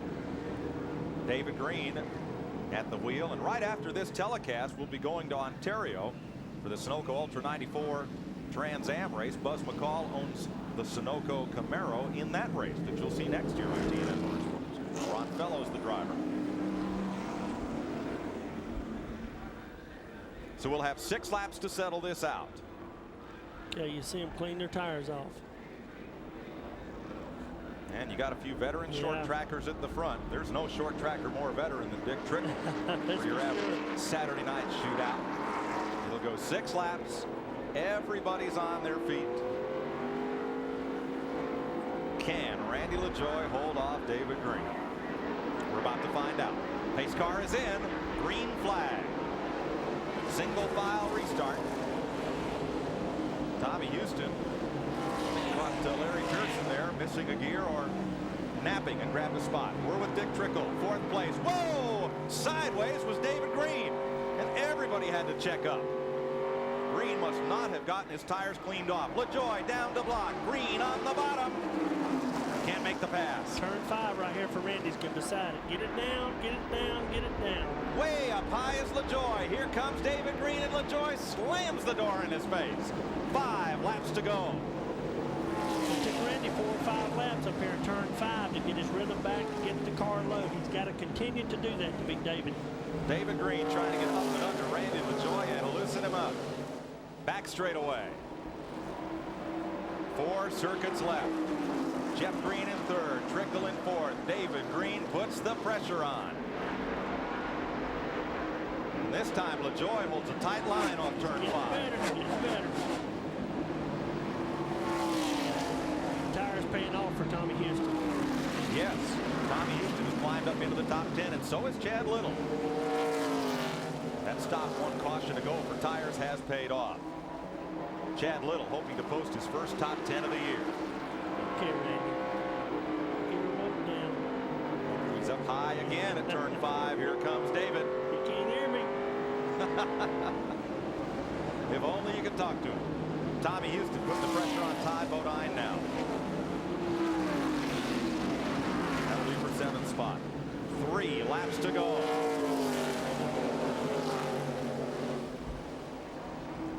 Boy, Green had the car hung out that time coming off turn 3. Off turn 5 once again. David Green right in his tire tracks this time. 2 laps to go. 3rd place battle. Trickle all over Jeff Green. And Jason Keller's right there. And so is Kevin LePage. And Tommy Houston is going to run out of time, but he is closing fast. Backstretch.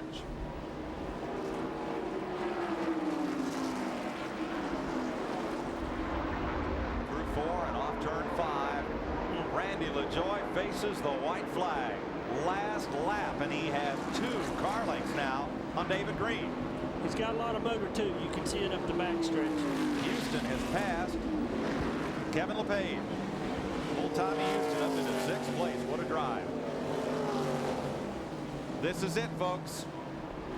David Green, the point leader, thinking championship, pulls up to within a car length of Randy LaJoie. If LaJoie can just hold it down off turn number 5, he'll win his first Busch Grand National race. David Green in 2nd, retains the point lead. Jeff Green in 3rd, Dick Trickle in 4th, Jason Keller 5th, and up to 6th, Tommy Houston. Well, that's a happy bunch down there.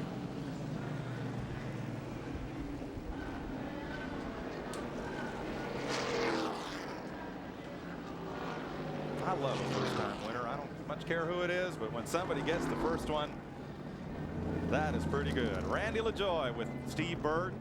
His dad, Don LaJoie, is in that pit, a many-time modified champion. Birdie with his arm in the air, and so too our winning driver, Randy LaJoie. Jeff Green pulls up to congratulate, and we'll be right back. Today's exclusive coverage of the Core States Meridian Advantage 200 on TNN has been brought to you by Texaco Clean System 3 gasolines. Add more life to your car. Take it to the star. And by Stanley. Since 1843, Stanley has been helping people do things right. Well, after a fling at Winston Cup Racing and several years in the Busch Grand National Circuit, the pride of Norwalk, Connecticut, Randy LaJoie has made it to victory lane. Quick look at the rundown. LaJoie, the winner. David Green, the point leader. 2nd, Jeff Green. 3rd, Dick Trickle. 4th, Jason Keller. 5th.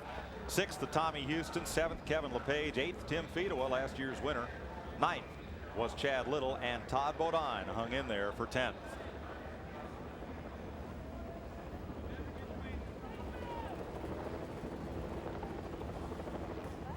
Quick look at the finish. Chad Little and Todd Bodine transposed there to make them 9th and 10th. Glenn Allen, another good run for the rookie. Phil Parsons, Purvis, Mike Stefanik, the first Busch North finisher. And look on down through the list. These last few cars ended up on the hook at the end of the day. Steve Burns in victory lane. Randy LaJoie, man, I know a lot of blood, sweat, and tears went into this victory. How does it feel? I know what took me so long. I can't say enough for this Base Motorsports, FINA, all our associate sponsors, Goodyear, K-Tech Engines. Finally, put me in a victory lane. I've been close a lot of times, and just never seemed to get there. You know, today we beat David Green. He's probably the best Busch driver around right now. This team was the best last year. We're gonna get back to that form, and the only way to win the points is to beat that 95 car. And we did it today. We were really good on long runs. I really didn't want to see those caution flags, but you know, Steve Bird and the guys here in Base Motorsports, again, they just gave me a great race car. And you know, my dad, my family, I did something that my dad always told me to do. Late in the race, you flip the mirror up and don't even worry about the guys behind you. And I did that, and it sure did work. You know, but once again, you know, the tires were really good. The Goodyear tires were great. I got in the back of a lap car there for a little while, but other than that, I had a great day. It's been a great day for me, and thank God it's a good safety.